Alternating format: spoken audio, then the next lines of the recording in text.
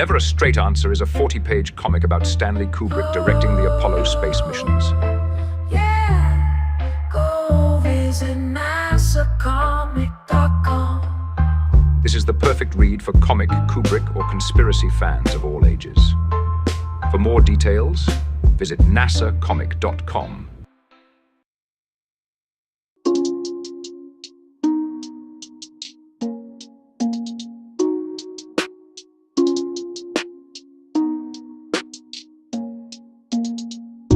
I wanna be rich, but not self-rich. Know too much, get left in the ditch. CIA scratches its clicks, getting itch. Yeah, I wanna be rich, but not self-rich. I wanna be rich, but not self-rich. Wiki leaking, now your dome into a ditch. You wish the simulation had glitch.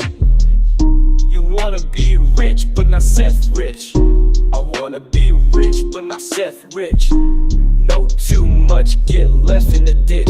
CIA scratches its clicks, getting itch.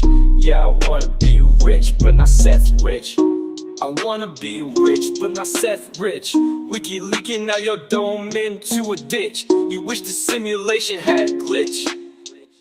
You wanna be rich, but not self-rich. I wanna be rich, but not self-rich. Wiki leaking out your dome into a ditch. You wish the simulation had a glitch.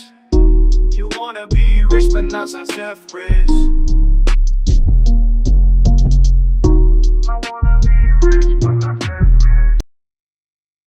Britney Spears, can we be saved? God, why is Satan controlling the universe?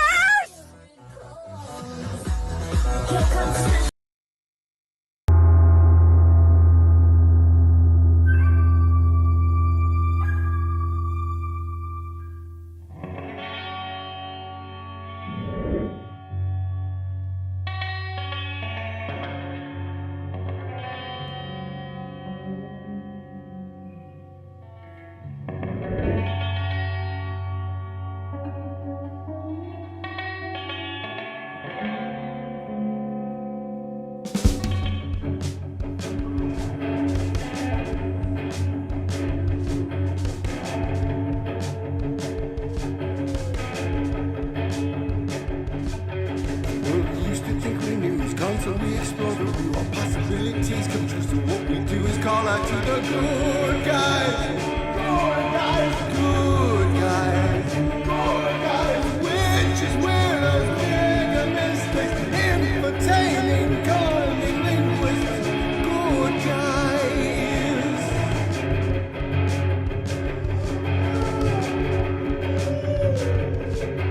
Forum of decorum needs a secretive society to advance on philosophies intentionally, magically. Good guys, good guys, good guys, good guys. Witches, weirdos, mischief making. It's okay to change your thinking.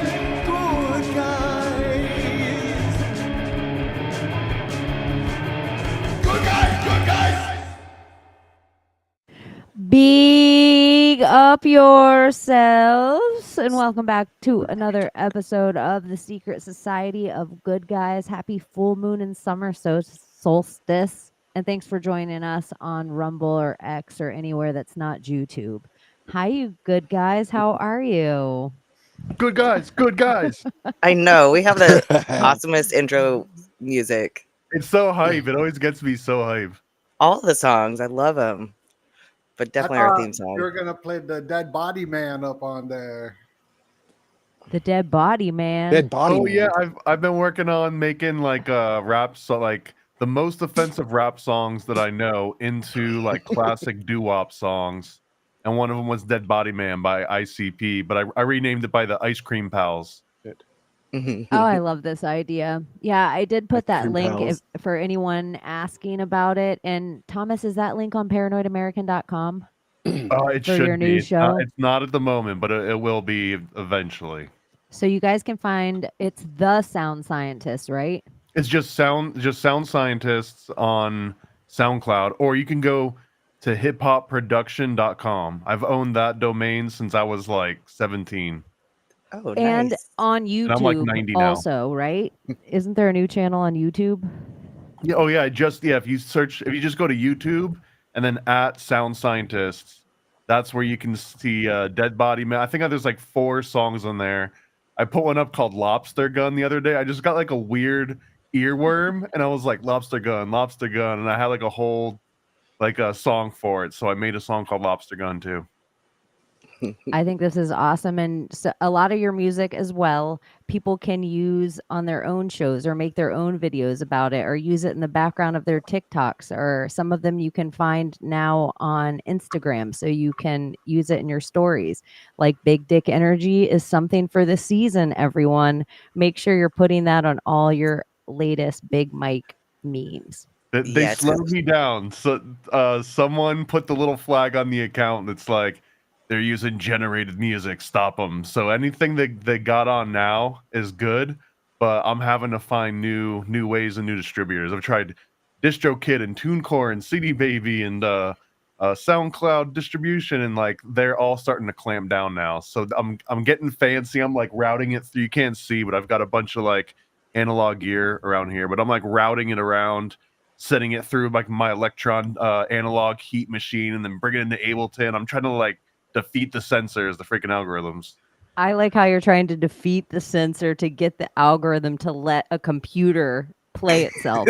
Right. Trust me, a person made this. Like, what do I got to do to it to convince you that a person made it? Computers fighting computers! Yes! Finally, this is how we do it. Also, welcome to the Secret Society of Good Guys. We want to give a shout out to Layla. She's taking a day off because she had a little loss in her family, but she'll hang out with us Sunday. And so if you guys can go follow Layla at God under Pill Angel 333, God Pill Angel 333 on Instagram, you can send her hearts and loves, and she'll appreciate that. So Alan Marcus and Donut, thanks for coming to hang out. Good to be back. Yeah, thank you. It's the summer solstice rituals, and today is the new moon. Or not the new moon, a full moon, the strawberry moon, the egg-laying moon, or the honeymoon. And this is where we get the term honeymoon from, is from this full moon tonight. I mean, I feel like a crazy person right now. Lunatic. Yep. You might be coming through a different microphone, Donut. Uh-oh. It's not your normal dreamy honey voice. It wouldn't be a Secret Are you Society. sure? There it is. Wait. I just wasn't. I gotta hold this. Oh, okay. Is there an echo? It's not me! It's not Gordy, everyone, that wanted him voted off the island. That's right. But Gordy, all you people that are keeping track of all the little fuck ups. but Gordy, you were like most valuable player last week. Like everybody loved your like full act. Like Gordy in a suit and tie was a vibe. You were hired. Like people were sending me resumes. Send them my way. Gordy is a free market out there, a free agent right now. Completely you guys are looking to hire anyone. Agent. He's a free agent, and he's almost a free agent for you ladies out there too. There is an echo. I don't know where it's coming from. I hear the echo too. I'm muted, so it's probably me. I'm clean. I'm gonna mute myself right now. Let me know if it's me. Okay. Check. Got it. Check. I'm not hearing any echo. It's you. Is it me? Yep. Oh, how is that? It's never Donut. It's me. No, I hear it still. Oh, I no, hear I it. hear it now. It's not me, is it? I don't think it's you, Gordy. Is it me? It's either Alan Marcus or Donut, because when I said hi to Alan Marcus and Donut, but look at Alan Marcus Try is it. like, it's not me because I only hear me inside my ears. It's not me. I'm literally muted right now. I've been muted. Well, you Hello, just sounded hello. really crispy. Yeah, now it sounds. It's me. dreamy. Oh my gosh. I'm sorry. It's okay. It's totally okay. There we go. Fixed. We don't mind it. It actually does something. This little bit of time makes the computer censors like, okay, we don't have to listen anymore. Why they talk about the solstice rituals. All right, now let's talk about eating faces. How big of a threat can they be if they can't even get their sound right? Yeah, They're like, amateurs. no one's gonna listen to this, so now They're we're game on. podcast hobbyists. Oh, Yeah, I we have like issues it. every Friday, or sometimes Sundays too. Yeah. You It's know what not us, happens it's on them. Sunday, Abbie? You're late. You're latent on Sunday. I don't know I'm what it is latent, on huh? Sunday. Okay, No, that's but your weird. sound always sounds fine. But look at your picture on Friday nights is always Chef's Kiss. But they take away your picture on Sunday for us. It's 'Cause I not got as good clear. shit to say on Sunday. That's why. You're vibing too high for Sunday. So it is a full moon. It's a strawberry moon. Is it in Scorpio or Cancer? I've heard both things. I thought it was Capricorn. No, definitely not. Capricorn. Maybe it's Capricorn. I thought it was Gemini. What the fuck do I know? I'm not an Yeah, astrologer. Gemini. Get Look at get us. symbolic studies on here. Where's Mario? I don't know. Well, if Well, you want to we know where it know- really is, pull up your sky map. It's been so cloudy and so rainy in Minnesota that I haven't even seen the stars in I don't know how many days. Cloudy and Monsoons kicked rainy. in today. I had to run. It's hot What? and humid as fuck here. So You had to run from monsoons today? Yeah. Yep. Yep. So you didn't get On the flooded? side- yeah. When you're on the side of a mountain, when those monsoons hit, it's a little rough. And you just kind of gotta find shelter. That's it. Here we are. My Starfinder map says the finally full cleared up. moon's in Sagittarius right now. Nothing Okay, makes sense. I don't care. It doesn't matter. Does it? It probably does. that's why I think it's so funny about tropical astrology. Like it's just it does not match where stuff actually is. Yeah, it doesn't make any sense at all. No, because the full moon is not. It's in Sagittarius. If that's what your sky map says or sky app, like that's where it is.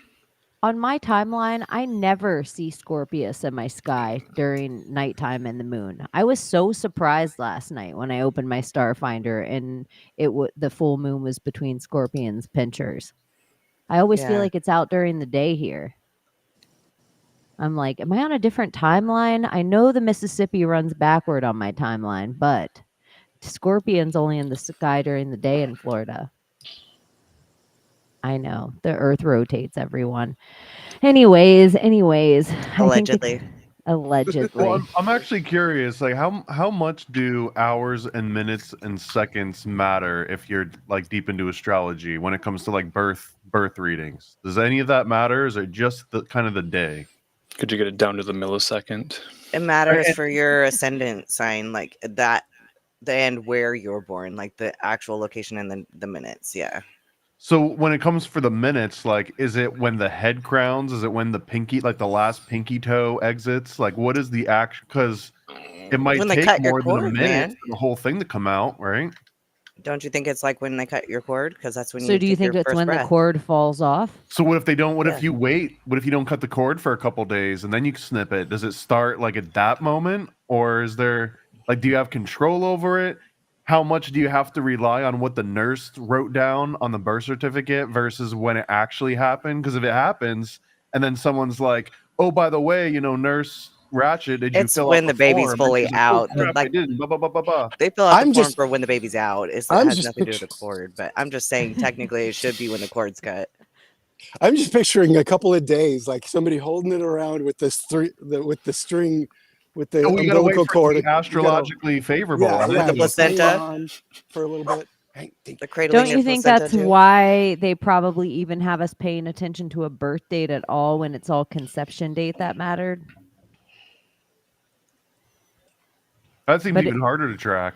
But if you even talk about conception Not date really. at all now, everybody's like moon child. Like like it's automatically part of a spell if you talk about like planning your conception, which should be the most thought out thing. You could plan, if you're healthy, you could plan the birth date by the conception. So the conception seems so much more important. I don't know Well, what what it about matters. death date? Does it matter? I feel like your death date would be more important than your birth date. Well, I don't know if Only you to know you. this or need to hear it. Only, only to you. This is just a little thing at the intro, and the algorithm sometimes doesn't love it. But here, this is Gordy with this week's special message to everybody. Just so you know, no matter how rich or how poor, You're all gonna die. it never gets old. What if I just ascend though? I just don't think it's so scary, but we all do it. But it shouldn't be. Maybe it shouldn't be so scary at all. It just is. Back when they probably are like, "Oh, Well, good, you're done with if this you've- flesh." Yeah. Well, if you've done it a couple of times, which I guess if any of us really dig, we probably have. Have you heard this thing? I posted a story, speaking of death, that if you plant a dead if you don't deal body with on it- your land, that your land, you no longer have to pay taxes on it at all. And this is one of the reasons that they like have us burning ourselves and putting ourselves in urns and then or going into cemeteries, is because we no longer bury our family members on our own ground. Why did I just see something about that too? I And don't. I feel like put it was Vanilla anybody Ice. else's. Vanilla Ice. I put Vanilla Ice on my story talking about Donald Trump burying his ex-wife on the property. It has to be a That's what it family was. member, and it has to be the corpse. And I've seen a couple of people where they're like, "Whatever, there's got to be more to this," and I'm like, "Ugh, there's got to be more to everything." And they're like, "This can't be," and I'm like, "Well, 50 states." We all have different laws. And they're like, "You can't even have a human skull." And I'm like, actually, that's only illegal in 8 states. Like, you can have a human skull in 42 states, everyone, just so you know it's fine. I feel like this might be a honey bot, so that you're not only telling on yourself for not paying taxes, but you've also got like a dead body on the property.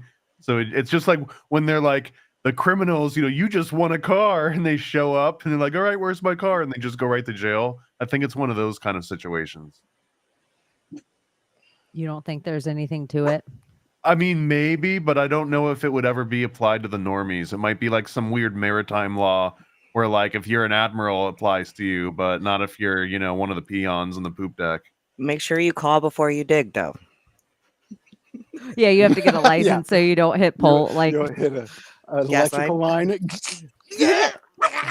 Or that would be so weird if you're buying a house. Like in my house now, there's like a stepping stone that it has a bird on it, and it looks like it's an animal grave site, like a little pet cemetery. Like I imagine a cat's under there or something.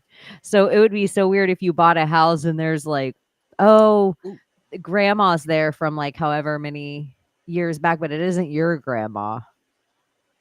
It Like doesn't have to be like, was John Wayne Gacy just trying to save on property tax? So the thing that I understand is that there was one time I worked in a cemetery for 1 year, and what I understand is there is you have to have generational in at least in Arizona, you have to have the property in more than one generation, and that body can then be placed on that land, but it has to be interred by a family member.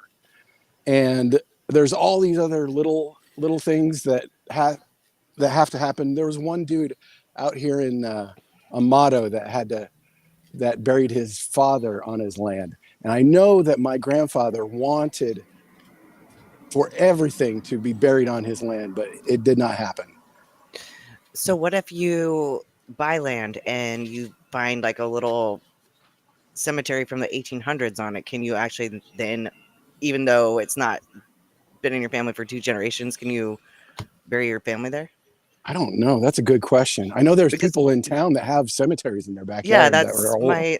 my friend. We were like just walking on her land, and we found like this old cemetery with like little Bitchin'. like old This headstones. does seem like the kind of loophole they'd close if everybody just started burying like family members. Right. And now It'd be everyone's so much just like out of cheaper. taxes.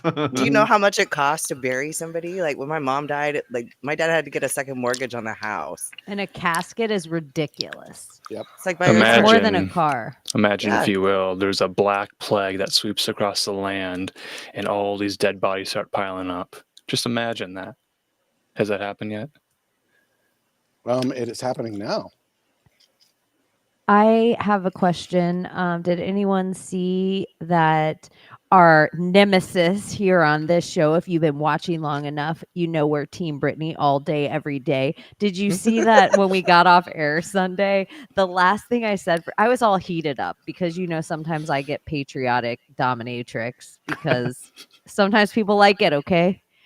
And and so I was all heated up, and at the end of the show, I was like, "Drink less, fuck faces." And usually I say bye bye, but then Justin got arrested, and then Travis Scott got arrested, and I'm like, "Huh? Isn't this a little funny rung of dominoes for all of our enemies here at Brittany-a-thon, Brittany USA? I mean, Secret Society of Good Guys." What do you think, Donut? Any rituals going on? Yeah, so when Justin That's the main Timberlake, thing. can you hear me okay? Is that good? Yeah. Yes, Who yes. was the other, who was Justin the other Tim- guy that got arrested? Justin Travis Scott in Timberlake and Miami. Travis Scott, yes. Oh. Now, this was all marketing, mimetic magic deploy. So Justin Timberlake, the Disney kid, he's got a ton of Illuminati symbolism in a lot of his videos, more than 1, 2, 3, probably all of them. Yeah, all of them have that though. That's nothing. That doesn't mean Justin anything. Timberlake, he went viral with the meme of him with the mug shot. Now, that mug shot of him, the handsome mug shot of JT, that was the exact same day that the handsome mug shot of the criminal was released as well. That went viral. Now, today we live in a memetic meme universe. I mean, the president, Donald Trump, got elected because of memes. Like this was cryptocurrency is popular now because of meme coins. Memes play such a huge role. And Justin Timberlake releasing that meme of him being arrested the exact same day as the other guy on June 18th, just for his concert that just kicked off today. They're re-kicking off his concert tour. Now, we could see this with 2 different people, with Travis Scott, who was also arrested, and now he's #1 on Apple Music, I heard, but he's also kicking off his tour because this is a small price to pay for publicity in today's world. In today's world, we need to have extreme marketing to get sales, to get eyeballs and whatnot. So I think this was all strategic. And look, they look like reptilian eyes. Someone pointed that out. Well, did They you sure hear do the look quote like where he reptilian said, eyes. "This is going to ruin the tour," and they said, "What tour? The world, ruin the world tour, like ruin the world." Oh, damn. yeah. Ruin the world tour. Yeah, so that tour is just got kicked off today. And even the symbolism of the tour, he's all in orange. Now, there's another meme that went viral next to this handsome man. It's the Haktuat meme. Have you seen the Haktuat meme? That's a absolutely huge meme right now, and it's all about sodomy, which is fellatio, which I didn't know. I didn't know fellatio What? was sodomy. No, yeah, that's not you true. can look it up. I thought so too. I thought According it to was the a Uniform fuck Code of Military Justice, it is everything but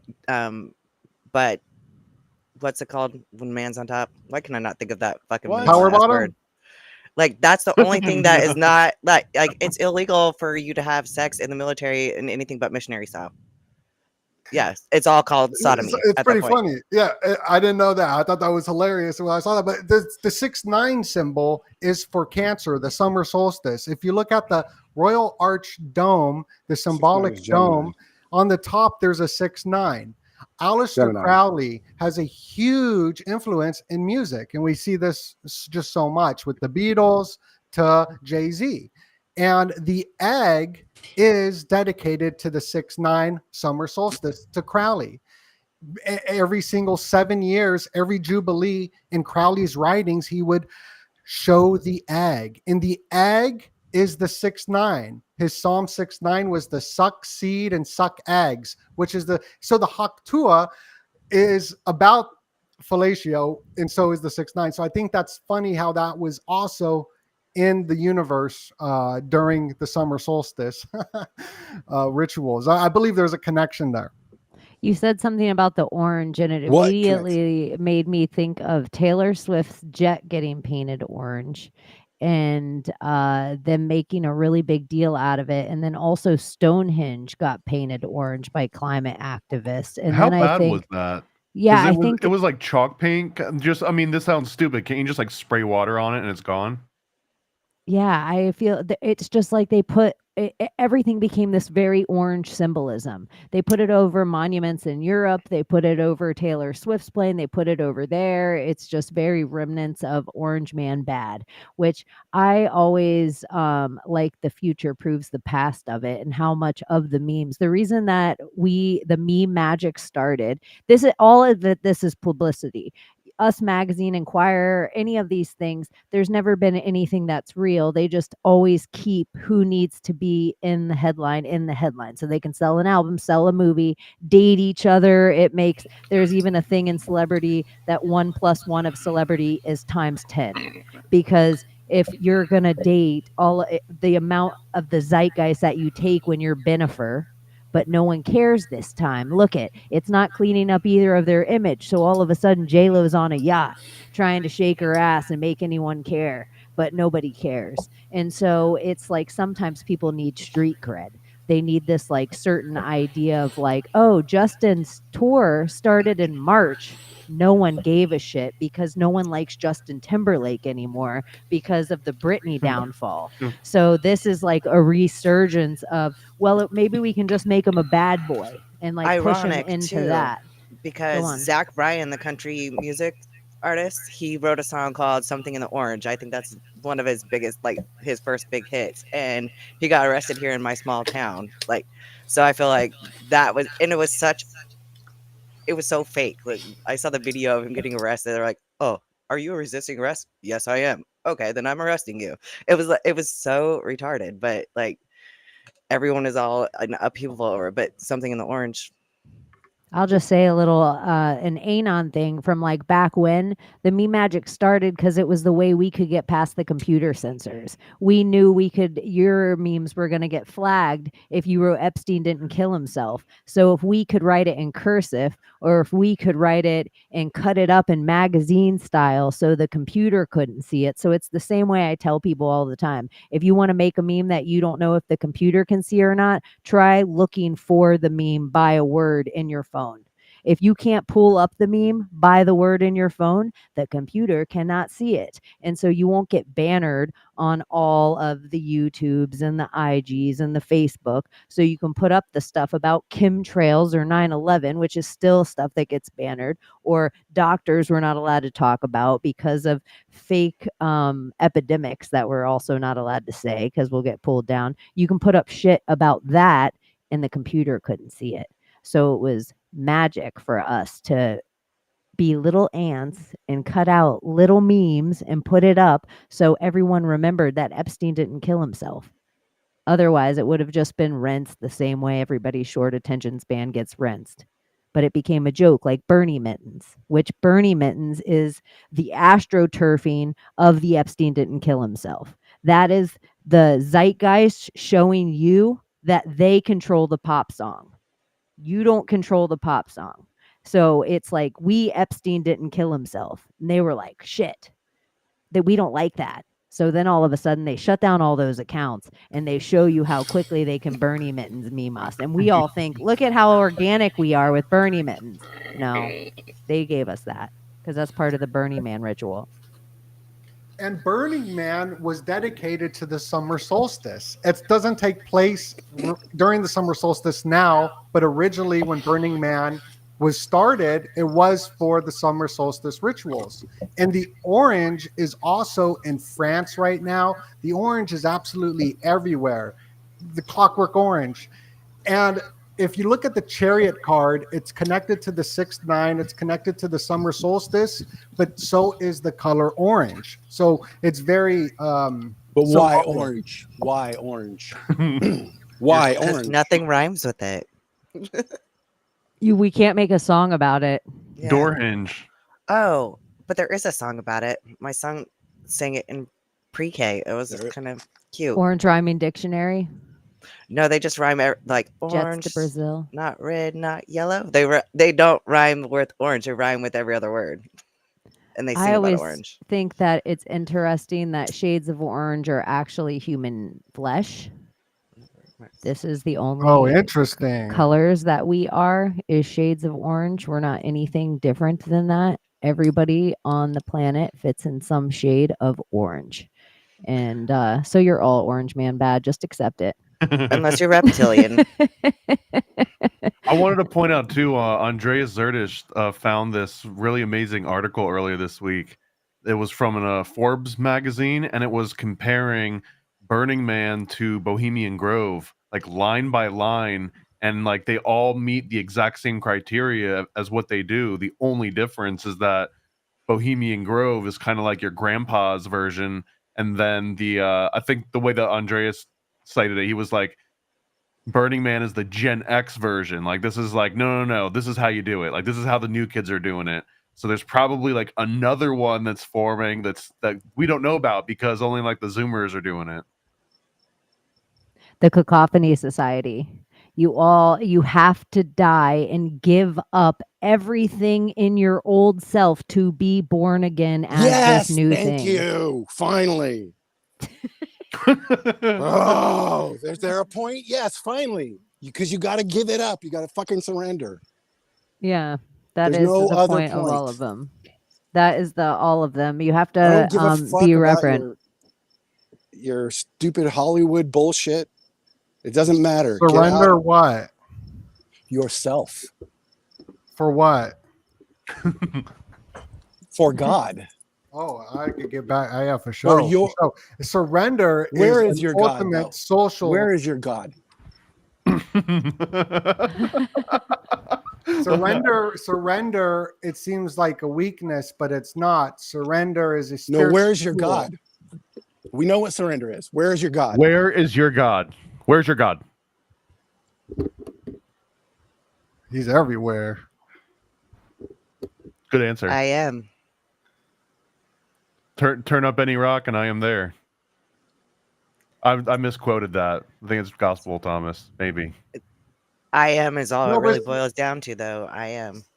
Surrender is huge for me in my life. When I see the white flag, I think, oh my goodness, I'm losing. But no, surrender is absolutely a spiritual tool that I implement in my life where I To whom? surrender surrender me. I surrender to God in a sense, but that's such a like vast, topic or whatever. I'm just talking about the action, surrendering as an action. And how do you do that? It's hard. It's hard by letting go. And when you let go and surrender, it's pretty much, it's like giving up, right? Surrendering, giving up. But it's on such a deep level that it's also surrendering emotionally, surrendering from an outcome, surrendering from everything, and just I'm done, and I just let go. It's like we walk around with a burden or a rock on our shoulder. We carry it, and they could be little rocks. They don't have to be just one big. And we get these little rocks all throughout our lives, just little things that we cover, and it weighs us down. I guess it's heavier. And we start sinking. But it's to let go of all those rocks to get light again. And it's just something that I've been implementing for years and years and years, but daily. Like what I'm saying.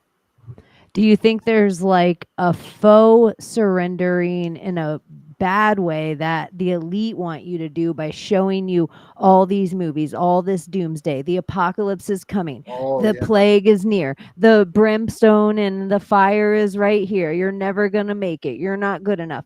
Do you think they want you? Do you think there's a difference between surrendering and giving up? Oh, so I mean, I think there's a big difference. What the elites want is us to be apathetic and depressed. So the surrendering is the opposite of that. So the results you get from surrendering is the opposite. It's not surrendering to the elite. It's not surrendering to narcissists. It's not surrendering to evil. It's surrendering to pretty much my own will of what I want, and being more in line with what does God want in a spiritual sense, you know? Right. More like they're making us look for a savior. Like, oh, we can't do it ourselves. We can't help ourselves. We need somebody, which I guess. Oh, we all got to go back to ourselves. Like, yeah. You can't count on man. Man's going to fail us because man is human and we are flawed. Do you think that's like all part of the trope, is that no one's going to show up for you? Like, if there's a sense of community that always got us everywhere, that always got us ahead, they don't want us to feel that sense of community. They don't want us to know each other like that. They want you to feel far away, like nobody relates, like you're all alone. You're the only one that feels these things. I feel that way all the time, and not just me. People feel super lonely in packed cities. Like, it's not just me being targeted. Because there is no community. There's no more. There's no support, and there's no more vulnerability. There's no more community. There's no more physical touch, and it's all we gain. All put in our little digital silos of. I think David Icke calls it he calls it something. He calls it something good, where you just focused on your own reality tunnel. I think that's what he called it. And we all are in our own digital silo reality tunnels and separated from the world. I mean, the communities, at least in an insecure society like where I live in Scottsdale, Arizona, it's so insecure that people will become in cliques and not open to bring on guests like on a podcast. You don't think that happens everywhere? In every it single... It doesn't. There's a lot of... There's different to societies. There's insecure societies and secure society. Have you ever been... Like, a small town is pretty secure. A lot of them. Because there is a community. Can you trust them? Are you sure you can trust them? I trust my small community. Big time. And like having my friends visit from their shithole towns to my community, and like being on the streets, you can feel the difference of energy. People show up for each other. If you're looking for a society that you can trust, I've got one in mind for you. Actually, you'll never guess who it is. Secret Society of Good Guys. That's right. That's exactly what I was thinking. That's right. That's what he was thinking of. See a Secret Society of Good Guy hat. Well, also, when I got passionate on that topic of surrender, and my bad for getting all wild with that. But those little things internally, those little passions, excitement, that is something to follow if you're into your passions of, if that's starting a YouTube channel or whatever. That's that mojo. That life drive, the eros, and it's important to capture that. So when you said surrender, it did capture something for me. Thank you. No, I think there is something that is a calling for people. Like, you have your calling, you decide whether or not you want to follow it. It's in the daily, it's in the stuff you say, the conversations you have, the times you sit quietly and don't say anything at all, the times you actually listen and hear someone, the times it's like these little tiny things that you're called to do, people you're called to share your experiences with, because it like breaks down walls. All that stuff is from somewhere. When you're the one person who decides, I'm not going to put a mask on. I don't know why. Everything on the media tells me to, all my friends and family tell me to. I don't know what the calling is, but I can't do it. It's not my ego. It's something different. I don't know what the calling is when everything tells me that I should jibby jab myself with Fauci. And I'm like, this seems weird. Like there's a bigger calling. I don't know what the calling is to find these weird shows that you find. You're just turning on YouTube, or like the people that fell across Alex Jones back when, or fell across Joe Rogan back when. And all these things are cheesecloth, but they all help you kind of like elevate yourself. If you make it through the cheesecloth, you become like more finite. You have a calling to keep looking a lot of the time. What is it, Gordy?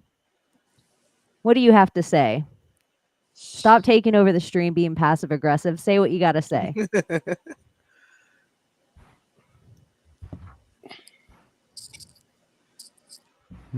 Okay. Anyways, so yeah, like that kind of stuff. Old me would have sat there and felt uncomfortable. Like I'm at a dinner table with my family and there's a hemming and a hawing of somebody going on, and we're all going to be uncomfortable around this person for a long time. New me does not sit in the uncomfortable anymore.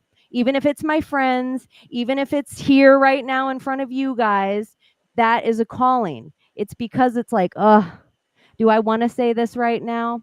Let me say it kindly. And this is how I'm going to say it. But this is the thing I think we all need to do in life more. You have to show up for yourself and show up for other people and say stuff that sometimes seems uncomfortable. But that's just called taking a mask off. And maybe Gordy was trying to take a mask off, but somewhere around his passive aggressive and his hemming and hawing, he wasn't ready to share it yet with this group.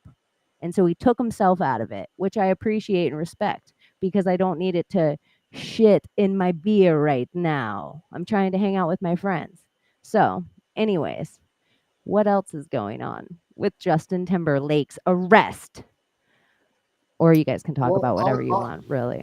Also, on top of what you're talking about, that comfortability, the difference of not being comfortable in our own skin, in the group pressure, because group pressure pushes us to follow the crowd. The whole crowd wants us to go in a direction. They all want us to wear mohawks if we're a punk rocker, or face paint if we're a juggalo. The whole crowd pushes us to go, but to go back to the self and be like, yo, what do I want to do? I don't want to wear a mask. You know what I mean? I don't want to do that. It's very cool to see. Ayn Rand said it was the biggest minority is the individual. And I know that could go deep into there is no individualism, or there's nothing, but the discontent, I've had this my whole life and I still get it. And so does society. Freud wrote a whole book on it, and that's what the whole Purge movie is about. The discontent of society and the malaise. So we feel so like, oh, why don't I feel connected? Why do I feel so isolated when there's all these people and uncomfortable? It's this disconnection inside of this discontent. I mean, and there's where am I going with that? I do think people are lonely, and people are so antisocial in this way that the time that they're around people is in a job they hate, doing something they're not fulfilled with, or they're sitting inside their house where they're unhappy, doing something that they're miserable with, and no one's around anyone anymore. Where we used to just say shit. We didn't let shit build up. We didn't push everything under the rug all the time. It wasn't just a thing for us to just say things and move on with the community, with society, with things. Everything's gotten to be this place that I have literally sat with my own family and thought about my immediate family and how the people that we've all sat quiet around, the people that they've brought around our community, that we've all had to sit quiet around. And I'm just like, gosh, I'm no longer like a 10-year-old little girl where I have to sit quiet in these uncomfortable situations. And I'm by no means talking about Gordy with this whole thing, everyone. I'm not being passive aggressive at all. I'm not passive aggressive. I'm actually talking about a situation that I would call my brother-in-law out by name, but I don't want to be that big of a cunt to my sister. How many But brother-in-laws do you have? It's just like sitting in these situations where it's like, that shitty guy at the meeting that's always allowed to tell these fake jokes and everyone's like, no, I no longer give somebody a fake laugh. You're not funny. I hate that there's these old men that walk in and they have to take over the whole entire energy of a room with their loud, boisterous nonsense just to hear themselves fucking talk. I'm no longer giving them my fucking energy. And so it's just like, I'm going to say it. That wasn't funny at all. Because they're like, oh, is something wrong with you today? No, you were wanting me to laugh and that wasn't funny. Like, I just feel like I'm going to start saying these things. We live in this fairy tale-ic world where we let like shitty Uncle so-and-so pretend he's Disneyland dad every time he's around us. And we all know he's a piece of shit drug addict. I'm going to start being like, Uncle so-and-so, please, you haven't been around us for a year. Stop acting like we're going to miss you when the next year goes around. Kids, Like, everyone make sure you've got your Narcan because Uncle so-and-so's here. yeah, I just like there's people that they're like, deadbeat parents. They hold their baby. I'm gonna miss you while you're gone on vacation for a week. Really, bitch? You haven't seen him for 5 weeks. Like, you're not gonna miss this week any different. We just let these people say these things that are nonsense, and I'm over watching movies in my real life of other people LARP a fairy tale. I'm not gonna be a part of that fairy tale any more than I'm gonna play along with your fake gender. Like, it's all levels of people's fake fairy tales that I'm overplaying along with. Like, I don't want to anymore. I feel like we should go out to like a restaurant or something, and then you just play like referee on another table, and just like, nope, what you just said was BS, and I can tell. Like start extending it outside of just even your own like acquaintances, right? I don't mind. Like I already said, I would take the brunt for society to pull the trigger on the evil. I don't mind the karmic blah, blah, blah. Like if I have to come and do this again to pull the trigger on Hillary, okay. Like it's just these like levels of things of like, thou shalt not kill. Okay, you guys abide by that. I think if you diddle kids, I can pull the trigger. I have no karmic ish. So there's just levels of fairy tales I'm overplaying with. Period. Period. So it just starts like with people being like, oh, well, some jibby jabbies are okay though, right? Nope, none of them are. They all kill people though, right? Every single ailment we can probably say is that. Like I'm over just letting people be like, I don't want people to think I'm anti all jibby jabbies. Yes, I want them to think I'm anti all big pharma. I want them to think I'm anti all of it. Like all the things that they think are crazy, I don't care anymore. Like, I don't care. I'm over placating. And I'm like, are we going to be real? Are we going to call spades spades? Let's fucking go. Okay. All right, Mr. Shoes. Let's see. What is real? Who is real? Are we real? Are any of us real?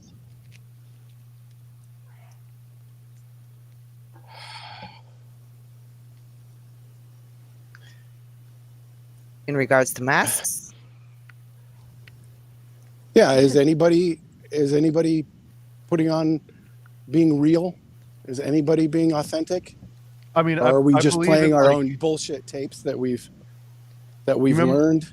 You remember like weighted grades in school, where if like whoever got the highest grade, they only got like an 89. If the teacher was cool, then like the 89 was now 100, and everyone got graded accordingly. So it's relative. So I always kind of think like that. So if it is real, then we're all relatively real. So I don't think there would even be an absolute scale. Like that scale wouldn't exist. So what is authenticity then? Like, and showing up, like ghosting people? Is that showing up? I don't know. I don't think it is. But what is ghosting people? Is somebody ghosting you? Yeah. Well, while I'm ghosting a lot of other people, ghosting all the narcissists in my life, shutting out every single one of them for ones that you hope would not ghost you, but they do.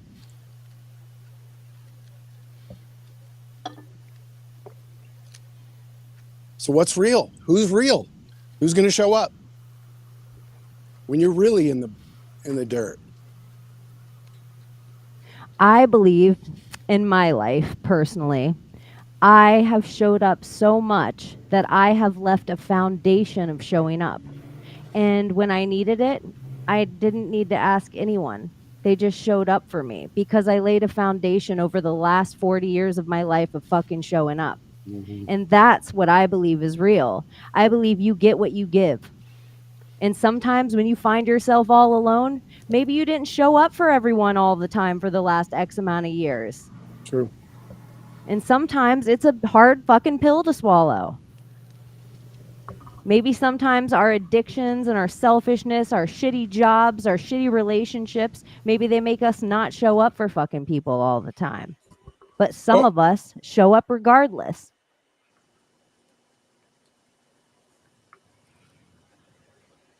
But when you do start showing up and people still treat you the way you were, it doesn't matter. They still see you as the old person.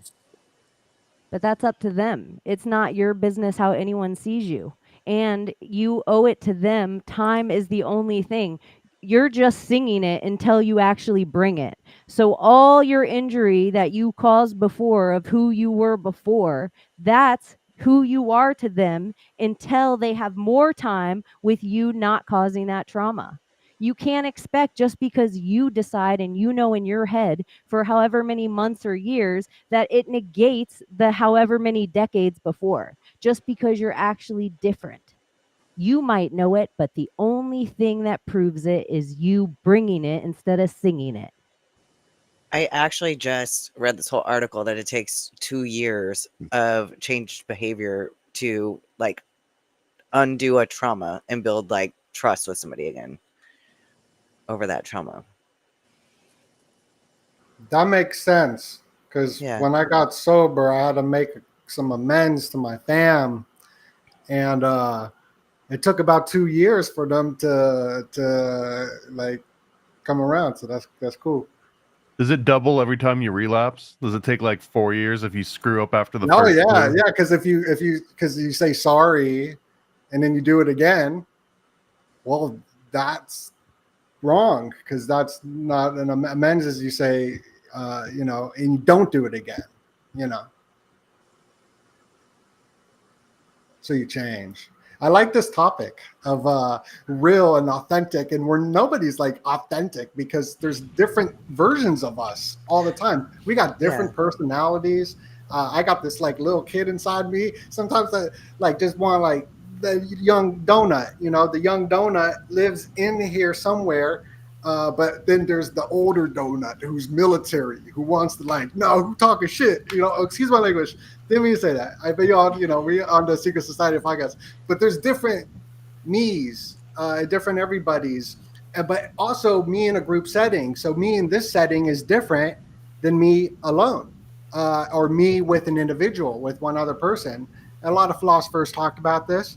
They called it the Ugenwelt, the Midwelt, the Eigenwelt, I think. I don't know the names of it, but there's different versions of us. So like what I think is super important is showing up for yourself, showing up for ourselves.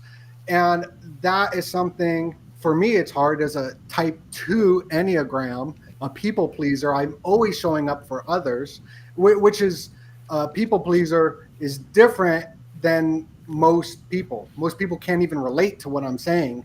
But if you are a people pleaser, that showing up for ourselves is very difficult. But I think just adding on top of this, talking about showing up, I used to not talk. I never talked. I just listened. I would go to family events and I wouldn't say anything. Nobody wanted to hear from me. I started talking. I started saying stuff. And then I got, like they sit me at the kids' table during the holidays. I'm an adult.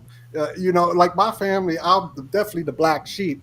And then I just started talking more and giving my opinions. But then my opinions got me isolated from groups too. But whatever, like they're not my friends. I do think we're mirrors. I think when you're certain people get to see your inner child, and other people only get to meet your business. And some people you're on defense with the entire time you're around them. You don't even know. You're just like, oh, this person gets me wrong. And I hung out with one of my internet friends in real life over the last month. She was in town, and I was thinking around her and her family, it brought out my inner child. Like, I wanted to play. Like, I had so much energy, I couldn't even sit still when I was around them. Like, it brought out my like most playful, like, let's go build something, let's do something fun.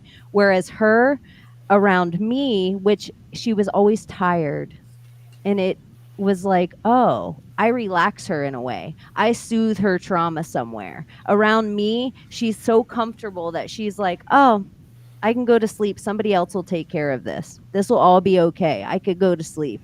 Which I was like, huh, like, this is so interesting. Like, we all actually mirror different things to each other. So even though I wanted to go and play, she's like, you're here. Will you cut that fruit? I'm going to take a nap. It was like an odd couple. Yeah. So it was just like, I just think it's interesting. Like, those two sides, though, your sleepiness and your inner child, those are your most vulnerable selves that you don't give to everybody. And so, like, when you're goofy or have like a silly joke or like, you know, that's your inner child. And you provided that safe space for that person. There is very little safe space in the world. Very little. But you can start providing it like today with every relationship that you meet tomorrow. Like, it is such an easy thing to contour. Talking like normal and people. Talking. Yeah, but sometimes you have to do it. But stop. Who's the they? Like, I do it. I just know I'm floating through the world and that they're all awkward as fuck and that I just don't care. They're all so worried what everyone thinks. I don't care. And so I'm like, hey, and then usually what I find, people will give you the shit they are desperate to talk about. You'll be like, oh, that's a cute top you're wearing. Oh, thanks. It reminded me of my grandma this morning. What's your grandma's name? Oh, her name was this. They wanted to talk about their grandma so bad. It's just like strangers will give you the thing and then you'll see them leave and you get to like watch them. Like, I just got to experience that with that person. Like, they just told me about their dead husband that they haven't said his name for a whole year. It made them so happy. And then I also say the really cheesy thing that I hope you hear a song today that only he would play for you.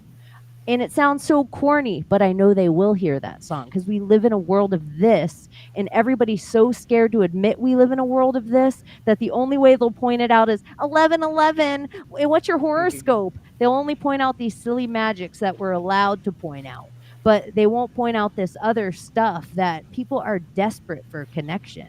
They're dying without it.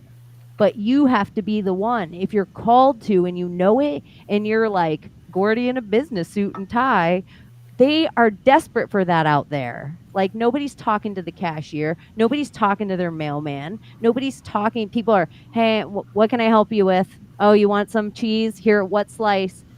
Talk to the people. They're all people doing the jobs, and we're treating them like robots, while robots are literally taking over their jobs. Well, not everyone's ready to be talked to either. Like, sometimes you try and talk to the mailman, and you get like a look like, leave me the F alone. And then I say, have a good day. And it doesn't waste me at all. It's just like if I said to the president at the animatronic thing, hey, blah, blah, blah. And I'm like, oh my gosh, it's a wax figure. It doesn't hurt my feelings. The wax figure didn't talk back to me. I just move on. And that's how I think of people in the world. If they don't want to talk to me, I'm like, okay, Hall of Presidents. Like, people say the words NPC and shit all the time without even thinking. I just like to be like, okay, like, I didn't resonate with them. They didn't see me. Like, I'm a little fey. It's so strange, this period of time, having the longest day with the most amount of sunlight with this bright full moon, but it's all occluded by the clouds. So there's this strange dynamic of, well, it's so bright and everything is revealed, but then there's still this level of occlusion and that sort of energy level of, I don't know what I've got myself into tonight. I joined a live stream and I'm sitting here and I'm listening and I'm trying to take notes and get the cues. It's like a masterclass of acting, but I think that's what we're doing when we're trying to try on lines. And I hate to bring it back to like online and Reddit, but there's this culture of moderation on Reddit, and you can see over time internet discourse. So you get the nerds and the geeks, and they're building the technology. And then as soon as we give everybody cell phones and easy access to it, then they start speaking their mind. But when they go to certain groups, certain subreddits to talk about topics, then there's a moderator staff that wants to sort of keep that garden clear, and they want it to have a specific feeling and aesthetic, and they want to just gatekeep everything. And people say gate, well, whatever that means. So then you have like a community based off of a podcast where no one's listening to the podcast, and they're talking on the podcast subreddit. So then there's other subreddits that form because other people are getting kicked out and put into different subreddits to try to categorize things. So when you find a subreddit where you type up a long response and you click post and you come back to it an hour later and a day later and a week later and you see your post is still live, no one's picked it out and thrown it away, and people might comment on it or they might not, but then you're like, wait, I can speak here, I can talk here, I can try to communicate. And we have people from all over the world using translation software to try to speak in English about their own experiences, and they find out that there's like a certain way to go about things. So if they're talking about Midwest Minnesota house etiquette, when you go to someone else's house and they're talking about shoe removal, do you take your shoes off?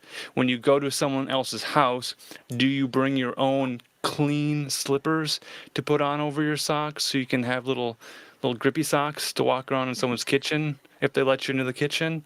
So this whole conversation's going on, which would not have been allowed if someone had been like, that's a stupid conversation. But now as a fly on the wall, I'm reading about it, then I'm starting to think about, well, how can I talk about my experiences of visiting other people's houses and wearing shoes or not? And then I had an experience at work on a tree farm where they had expanded this office, and it was the only place that had air conditioning, and we're out in the mud in the field, and our boots are dirty, but they have like a laminate floor, so it's just easy to let it dry and sweep it away. But the wife of the owner, it's a family business, she was just having one of those days where she had to take it on this guy who's welcome in for free food and a cold water during the lunchtime. He's a great employee doing his work, walks in and he tracks in mud. So he leaves his path behind and they trace it back to him. You know, that's the shoe size, that he's muddy boots.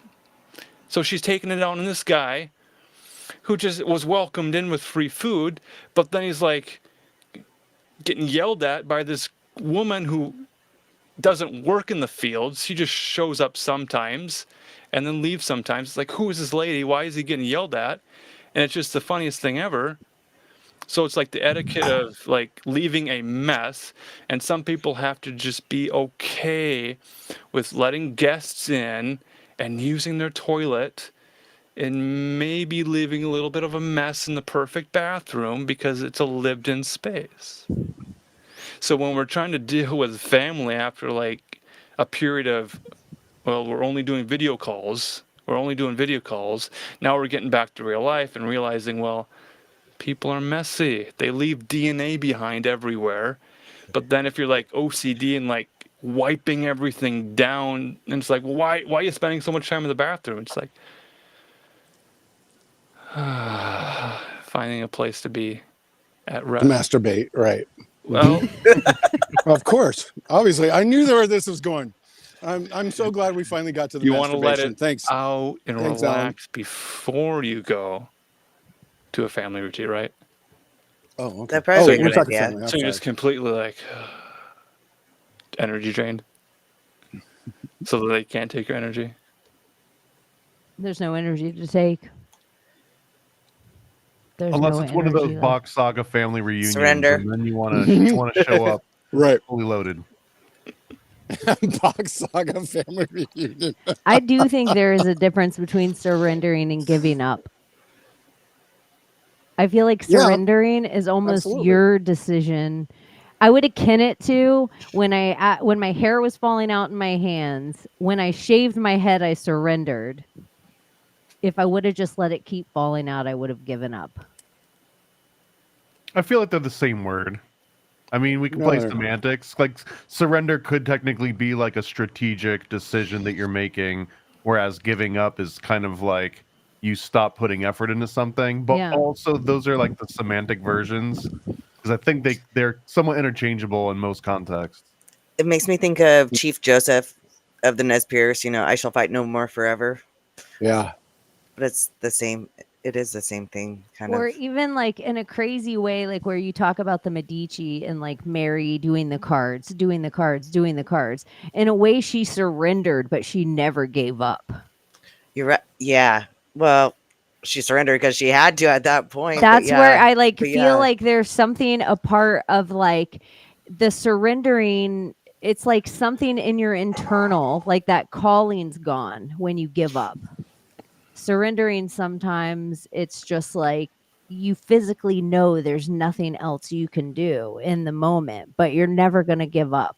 Like that's a like freedom yell where you watch like Braveheart, where I saw like, Braveheart before he said that. I knew what you're talking about. yeah, it's like kind of that same idea. Like he never gave up, but maybe he never surrendered either.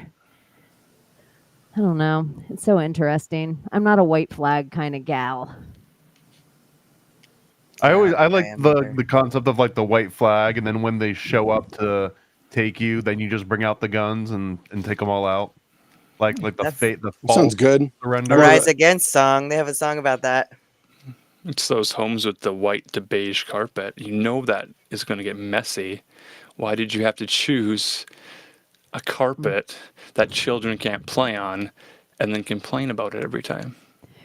That is a thing, though, why people say to take the shoes off inside is because they usually have a kid that just started to crawl, and the kid will put everything in its mouth. And so they have their hands on the floor, too. And so the moms will be like, can you just please take your shoes off at the door while I got a crawling baby? That's what I find in the South if I ever walk in a house where they're like, shoes at the door, and they're not of Asian descent. Do you just assume if you have an Asian friend that you take your shoes off at the door? I do. I do. I think if people have a shoe rack by their front door and they're not wearing shoes inside the house, you can almost assume that's what happens, I think. I've been to some houses where they don't even let you enter the threshold of the house before you remove your shoes. They're like, your shoes are staying outside. That's weird. They want you to ground out. They're like, come ground out with me. Come in my house and share your grounding energy. It's like those grippy socks. You know those grippy socks? Just keep them The with you hospital socks. everywhere you go. Yeah, the hospital socks. Carpet Hospital is socks so are fun. gross. It is so disgusting. It's so crazy that our parents, but maybe carpets, like, I don't know. Maybe it was part of the reason that the boomers were so. I'll leave it there. I feel like, the X generation were barely not even there. We're just this tiny little blip on the whole generational radar. Even Did that, y'all what ever kind of like spell? wear socks on the carpet and drag your feet so you could shock people? Oh, yeah. What did you say? Ted Bundy when you did it? Oh, that was just me. That's just Florida shit. Oh, that's funny. I didn't do that. I didn't do that at all. I do think it is actually crazy. I think that Justin Timberlake being on the thing I heard that I couldn't get past because I'm like, that is a gay guy thing. And maybe I'm wrong. Do straight guys do poppers? I've never heard of What's- any reason to do poppers aside from make your butthole loose. It's like That's the what I only always reason, thought. right? That's Wait, explain what a popper is. I What's a thought it popper? was It's amyl nitrate in a little glass vessel, and you crack it, and you basically inhale the gas inside. But it's amyl nitrate, and it's just known to make you loosen up, specifically your butthole. And this is the thing I can't really get past that maybe it's me and Medicine. my Pride Month, but I just saw like reading the whole thing of everything he had and I'm like, poppers, that's bottom shit. Like that's bottom boy shit. You only do that for anal sex. So then I was like, Chaney, you might be brainwashed in your P. Diddy-ness of Justin Timberlake being all wrapped up with Ashton Kutcher and all these other guys. Like maybe it's not a gay thing. Ask the secret society. Maybe someone will be like, no, straight guys do that for blank. He might But- like his prostate. You know, yeah, but I mean, massage he might with want a what butt that you plug. need your butthole bigger. He might need a butt plug. I know, but why would you need? They have butt plugs of all sizes. That's what I'm saying. Maybe he likes it big. I don't know. And my understanding is like you don't just take it recreationally because now you're just dancing with like a loose butthole. Why would anyone want that? Yeah, that's kind of scary. Yeah, that's what I want you guys to mentally picture now every time you see Justin Timberlake dance. Is a loose, Make the loose meme flappy like- butthole. Yeah. we were talking about like the bad boy Every time image he's too. Loose asshole.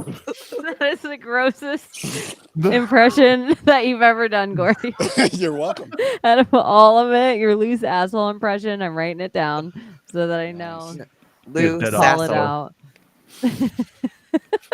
out. LOU. But DWI is like one of the wackest sort of bad boy things you could do. Like that's kind of like I don't know. Like I'm not a fan of DWIs. I'd rather it be anything other than a DWI. Yeah, you gotta go Gigi Allen with it. Well, or like arson or like assault. Even a Winona Ryder, stealing from the Gap or whatever the hell it was. That's more hardcore than a DWI. Yeah, I mean, he was on enough drugs, and then everybody said he looked fucked up in this concert that he was just up to. But maybe he's really, because they're all involved in a whole bunch of crazy shit. Like, there's a whole bunch of lawsuits going on right now with cryptocurrency. They're all involved in that Bankman Fried thing. Justin Timberlake is also involved with an employment company that comes out of Jamaica that I believe is involved in human trafficking. That there's an account on X, Ariel, and it's a black dude, and he makes a whole bunch of connections to this company. So sometimes I think when there's other shit going on, they'll bury the lead with Monica Lewinsky. They'll tell you about a girl that's 19 so you don't find out about a 12-year-old boy.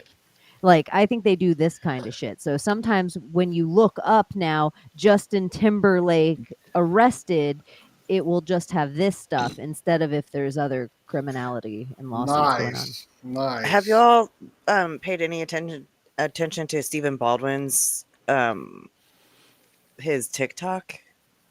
That was weird. He is fucking no. His whole TikTok is fucking weird. Like he's all on this holy ghost thing, and he's calling out Hollywood, but he won't say what it is. But like, because he's trying not to get his TikTok taken down, I guess. But like, he's done stuff like. Is Stephen Baldwin Q? I don't think he's Q, but I think he's definitely he's definitely wants not it all to go smart down. enough to be Q. No, he's not smart. He's Was definitely he the not smart. mole? Was he on the mole? Corbin He's Burnson. Biodome, but he also his daughter's married to Justin Bieber, and he's another pop star that DUI'd in Miami, just like Travis Scott. And when he was arraigned, that was the first time we saw that lizard eye shit where we were all like, what the fuck? Like, even if you didn't believe in it at all, even if you were like, oh, whatever, cameras glitch and everything like that, that was the first one. I'll pull it up too, where I actually was like, all right, y'all got me on this one. This one's so fucking weird because nothing else around him glitches, just his eyeballs turn into like slits.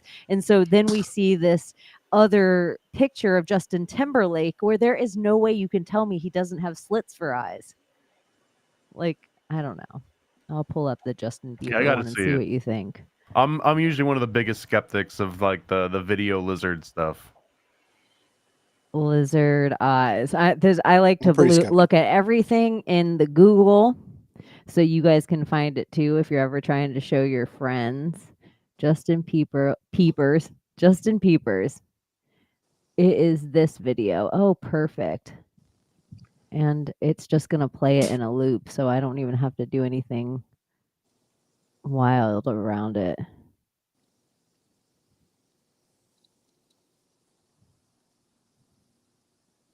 Mm. And he blinks to like fix it.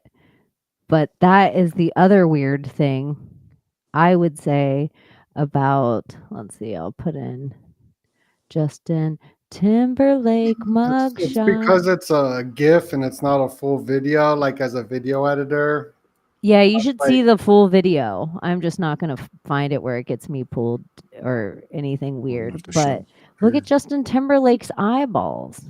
I don't know. He's a weird looking guy, though. He looks like a strung out Alan Thicke or Mike, whatever Alan Thicke's son's name is. I don't know. I think I went to a whole bunch of videos and watched shit that you guys didn't see just then. But whatever. I don't know. Yeah, it could all be a glitch, but you can definitely find that video. I think it was in Dade County that he was arrested for like peeling out wheelies or something when he was on his right? rampage. That one wasn't recent. Yeah, it was a while ago. Didn't Edward Furlong, he stole boats. That's way cooler than a DWI. Yeah, I thought that was kind Even of if like, you do whoa. it drunk, it's still cooler.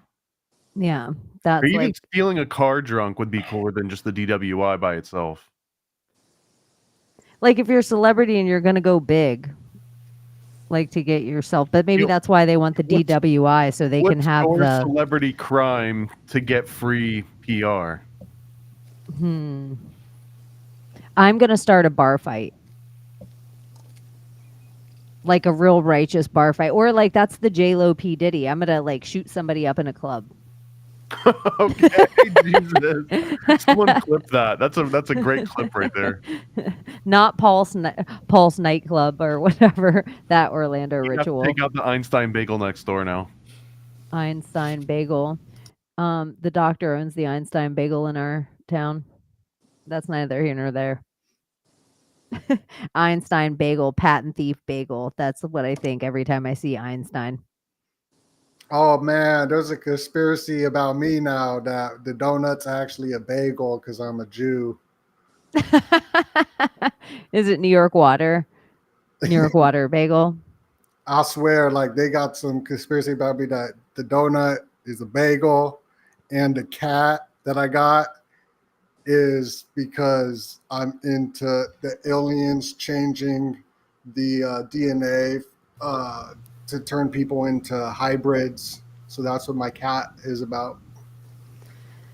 I feel like at the top of this panel right now, though, we have Gay Jew Shill. Sorry, Gordy and Alan Marcus. And then I'm plenty. People are like connecting Been my called name. much worse. People are like, yo, donut in gematria equals this and connecting it. But they didn't even spell it the way that I spell it. They spelled it just like DONUT.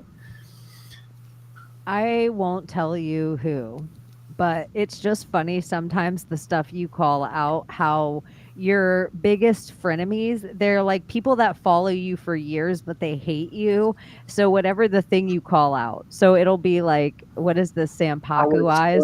You know how you'll call out this like The thing. Sampaku eyes. Yeah, so you'll do it. They'll start recording you and pausing you every time you have Sampaku eyes and start sending it to you. Yeah. And I actually know somebody that happens to.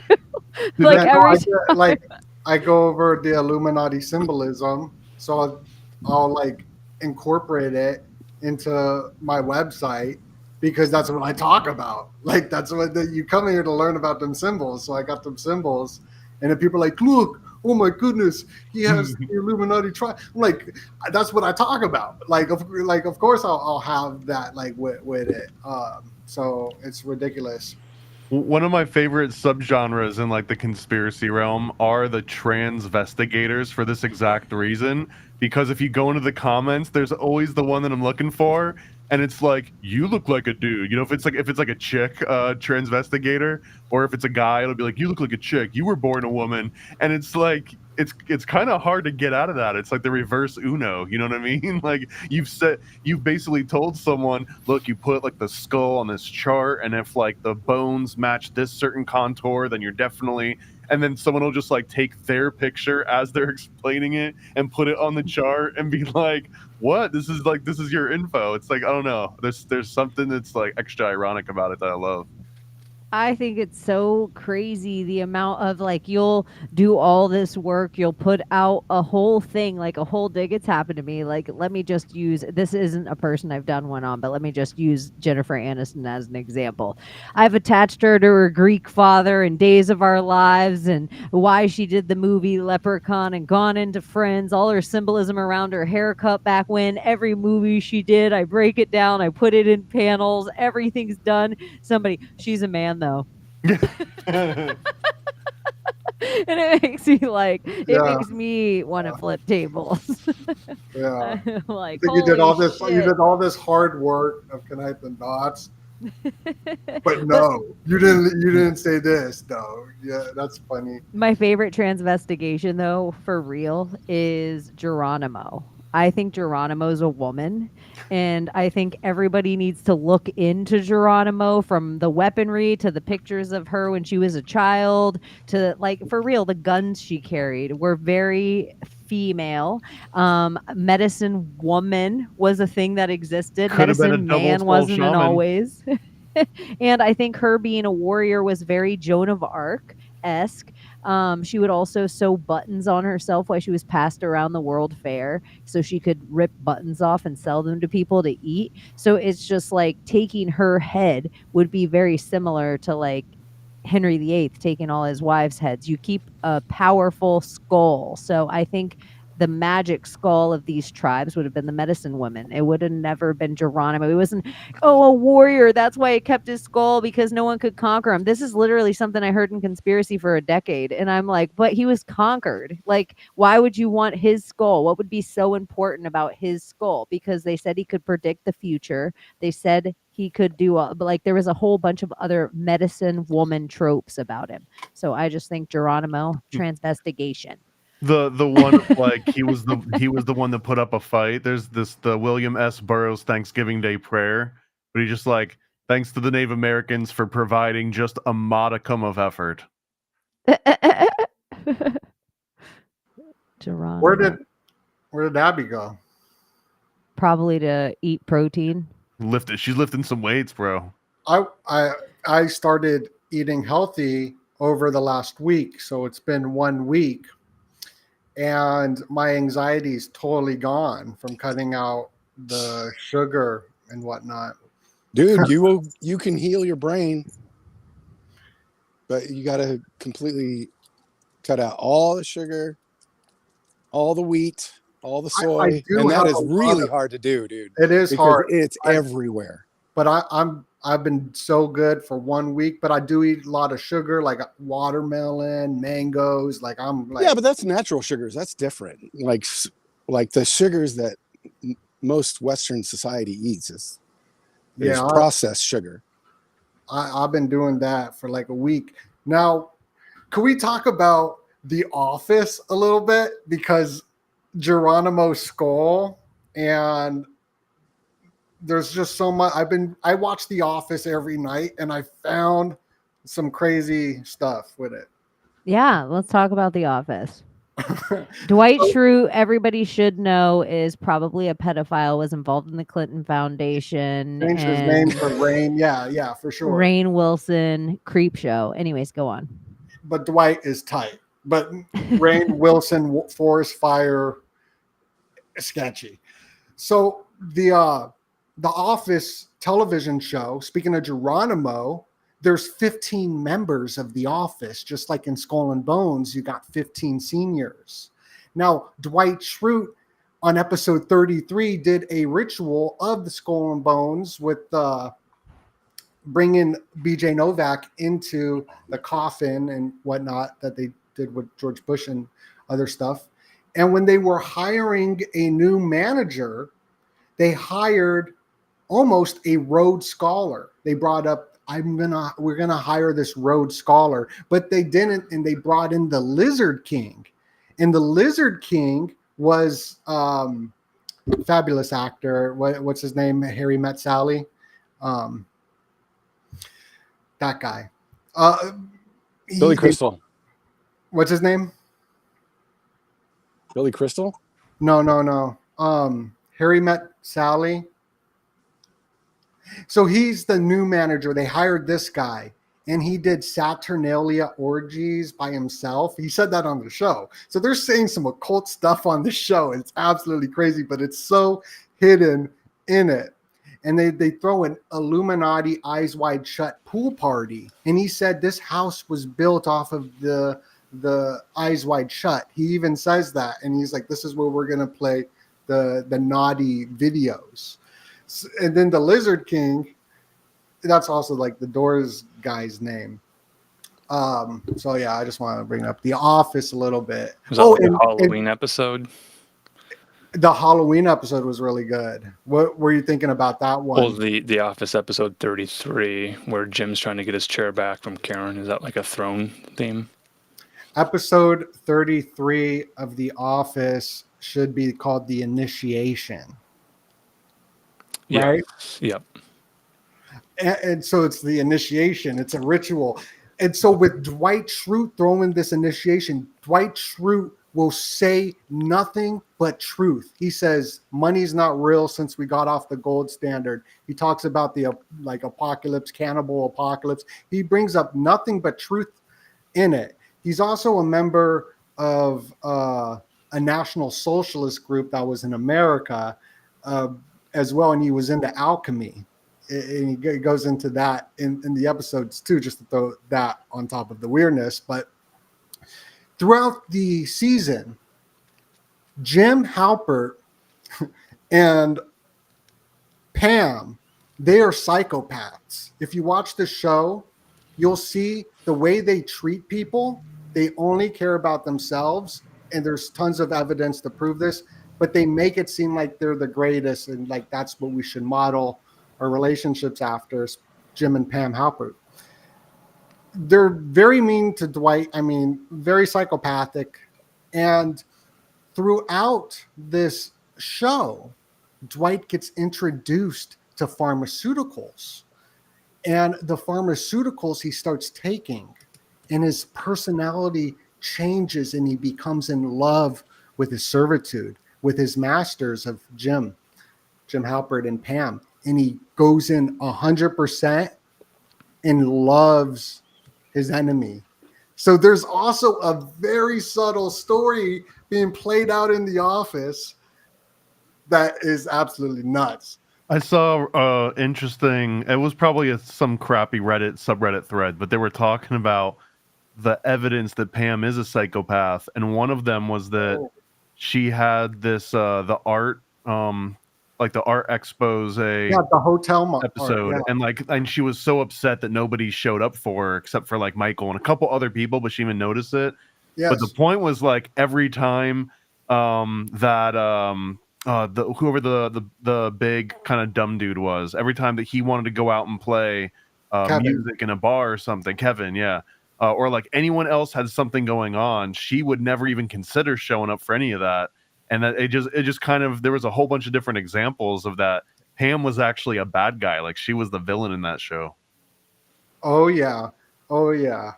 It's like also the office building is a money laundering warehouse. Dwight brings it up subtly. He's like, there's little evidence of it being a money laundering building. And Creed is in insurance, and he shows up murdering people on the Halloween episode. He has blood all over him, and they're like, we found the Scranton killer, or there's like, not that Scranton killer, but Creed is doing assassinations because there's like no reason for him to be working there. There's a lot in that show that's wild. And if you watch the first episode of The Office in the UK, it's identical to the first Office episode in the US. But it's written by the people that write The Simpsons. That's what I always wonder is like certain people. I heard you call it something tonight on your show, like they nudge us.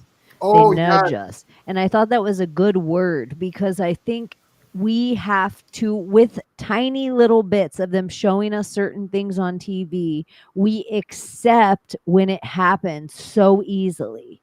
It's like they nudge us toward things. You were using it toward psychedelics. And I think like with Joe Rogan, with the legalization and of it in a lot of the states, like it, marijuana isn't the gateway drug for us, but it was always going to be the gateway drug for them.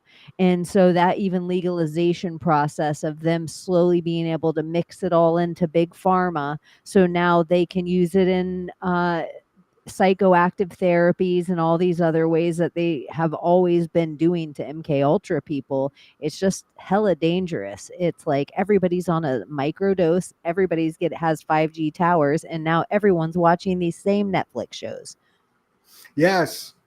And the nudging came from Cass Sunstein, who was awarded onto the Obama administration after writing his essay on how to dilute conspiracy theories from the truth of 9/11. So he wrote that, and then he got awarded, and he's the guy who wrote the book called Nudging. So it is absolutely a marketing tool that they use at the movie theater. They show popcorn, people go buy popcorn. They show psychedelics. People would do and I'm not saying that it's a bad thing or a good thing. I am saying, and I think they should legalize it. I think they should legalize everything. They think you should make it all mandatory. Yeah, I know we talked about that too. Yeah, maybe. But there's this thing that Timothy Leary took part in Harvard called the Concord Prison Experiment. He did these things, psychedelic psilocybin test on prisoners to turn them into good citizens. Now, we were all prisoners in lockdown. We were all stuck in our homes. And when we were released, well, then that's when the psilocybin was trending. I mean, it's everywhere. It's everywhere. And there is a social engineering aspect to it. That would have been, just hear me out. That would have been the perfect time in our lifetimes for the government to ever give mandatory, psilocybin. Like you're locked in your house. You can't go out for any reason. You can't even go to the grocery store for 2 months. Here's some mushrooms. Figure everything out. But they did it after it. Kind of in Oregon, in California, they did it like right during. So everybody kind of got that psychedelic dose right at the beginning.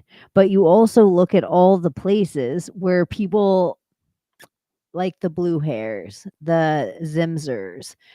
It is in specific places. It's in specific places in the world. And it's like they're looking out of a fish tank bubble of like what they think the world looks like. But there's like fish tank glass in between that it's like, no, it's not real. The world's not like this out here. But we've kind of let Hollywood and DC pull us by our nose. Like everybody with their screens and they're like, oh, I'm picking my own poison. But I think it's the nudging in these shows. I like that is doing it. It's not that you're watching something, taking in a whole concept and it's totally changing how you and your family eat. But look at how quickly everyone became vegan because of 3 documentaries. And Bill Gates' meat doesn't sell unless everyone's vegan first.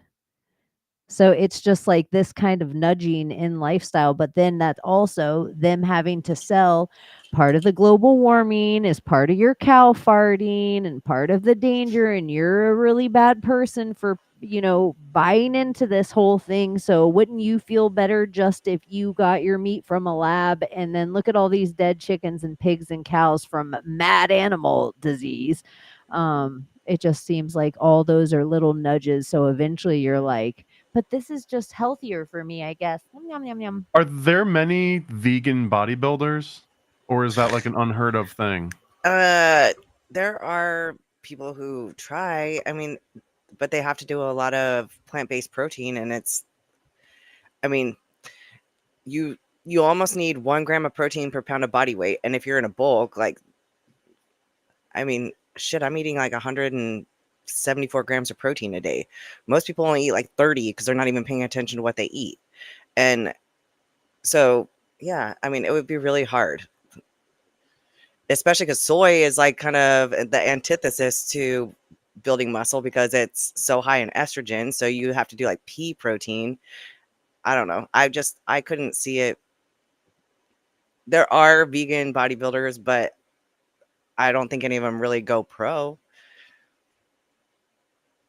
No, I've been cleaning my diet up, Abbie, and I have just stopped eating so many foods, and it's been a week, and all my anxiety gone. I was like freaking out, and like I just stopped eating. I stopped vaping and the nicotine gum too, but I started smoking organic American spirits. But I feel much better. It's crazy, and I think it is the food, all the oils and all that. But I mean, like, I just cleaned up the diet for the last week. Inflammation and acidity too, because sugars alone cause your body to be acidic. So it's like, I don't know. There's so many. Diet is so important, and I mean, seriously, I measure everything I eat just now. Like I could tell you exactly how much I ate: 104 grams of flat iron steak, 2 whole eggs, a cup of green beans, and 32 grams of peanut butter. I measure everything because, like, and it's really clean eating. Even though I do eat a lot of meat, but I'm not eating inflammatory foods. I don't really eat a lot of wheat like I can during my cheat meals and stuff. I don't eat sugars. Like, it's if I do, the only sugar that I really eat is honey, like natural honey. But and that's just on one meal, you know. But everything else, my sugars come from rice, rice and oats and stuff like that. Just stuff that's not really very inflammatory. But inflammation in your body, like a lot of that causes such inflammation in your body that it is going to cause anxiety. It's going to cause a whole bunch of health issues, but also mental health issues. So yeah. Do you think that most kids that are on some kind of like behavioral drug or something, or SS, like they're just eating piss poor? 100,000%. Yes. 100%. And like this is a huge conspiracy. It's diet is so related to that, because think of it, if you have inflammation in your gut constantly, and you don't even really know it because your gut doesn't hurt anymore. It's used to this level of inflammation all the time. I mean, it's going to cause behavioral issues, especially in a child, you know? I don't know. And skin disorders. I feel like there's so many people with skin disorders. That's your biggest organ that's trying to tell you that something's wrong in your body. So if you have dry, scaly, patchy lizard skin, you need to change things that you're eating. You need to change things that you're intaking into your body. You can fix that. You don't have to just accept that you are like, this is how gross my disgusting lizard patchy skin is. And so when people have this for children, you're like, you as a parent are allowing your kids to eat poison, and the skin is the biggest organ trying its hardest to take the brunt of that damage so the organs don't. But all that patchy skin is something that the organs are dealing with every single day. And so it's like pretty much everything on your skin is something that your organs are dealing with. And I would say pretty much every autoimmune disorder, like that's not natural for your body to attack itself. It's attacking itself because you're freaking putting shit in it that fucking shouldn't be there, that is causing an inflammatory response. Why are you attacking yourself? Why are you attacking yourself? Quit hitting Why yourself. are you hitting yourself? Yeah. You quit hitting yourself. It does fucking matter. But even that, so if we can say like us in our adult way, like, oh my gosh, I ate like shit last night and I felt like shit for 2 days. Imagine what kids can't tell us. It like most of you out there are unintentional and unaware of like how much your diet's affecting you every day. You're like, oh my gosh, I have a migraine twice a week. Stop eating McDonald's. If you're not shitting every day, like every day, and I probably the fact that we have to say these things is just mind-numbingly maddening. I How find it stupid so weird people how eat. many people We weren't are parented. on. No, some we people weren't. are on. Listen, we weren't raised right. We weren't raised at all. We We weren't were raised fucking right. feral. We were. You know how we're many people still I know feral. who It's have fine. to take shit to take like what's it called, laxatives to shit. It's like if you're not shitting right and you have autoimmune disorders, I can tell you right Yeah. there, that's the problem. It's Oh what my you're putting in gosh! your body. Here's another weird thing I just Stupid. feel like I have to put out here. Here's a conspiracy, everyone. If you have hemorrhoids and you are using baby wipes or some sort of wipes every day, quit using those wipes and your hemorrhoids will go away. You're chapsticking your asshole and your asshole cannot produce its own shit. And so it is blistering like that. Stop using the chemicals on your ass and stop using them on your baby's ass. Just saying, stop using these fucking chemicals everywhere. People are wondering what the hell's going on with their body. And I'm like, look how many chemicals. You're sitting in a bath full of chemicals. Like, And your That sunscreens hand sanitizer on too, man. and your hand sanitizer and all your fucking bug sprays and shit. Ugh. If we're talking nudging, People are you remember all those commercials about Animal the tax, right. benefits of fresh breath? Now let's talk about the Listerine and all the alcohol that just kills the biome that's in your mouth, that helps you with salivation and tasting foods and having a proper ability to taste foods. So you're wondering why you've got plaque in the arteries, you got plaque on the teeth, and they're like, well, just, scrape it off and then use Listerine, and then it comes back again. Well, why does it keep coming back? Because there's something not balanced in the mouth biome. And what are the problems that are caused by that first point of contact with food? Your tongue and your mouth and your teeth. Like, you've just completely scraped your tongue off. You've gone and done the Listerine thing. You've over-flossed. So you've just irritated your gums, causing them to bleed. no one should floss. And then you go and you bleach your teeth. And then you're ready to eat. And then you go and eat something. And now you got to go the routine all over again because your teeth don't feel clean. So what's that all about? The nudging of, oh, your breath isn't fresh. Have to have fresh breath all the time.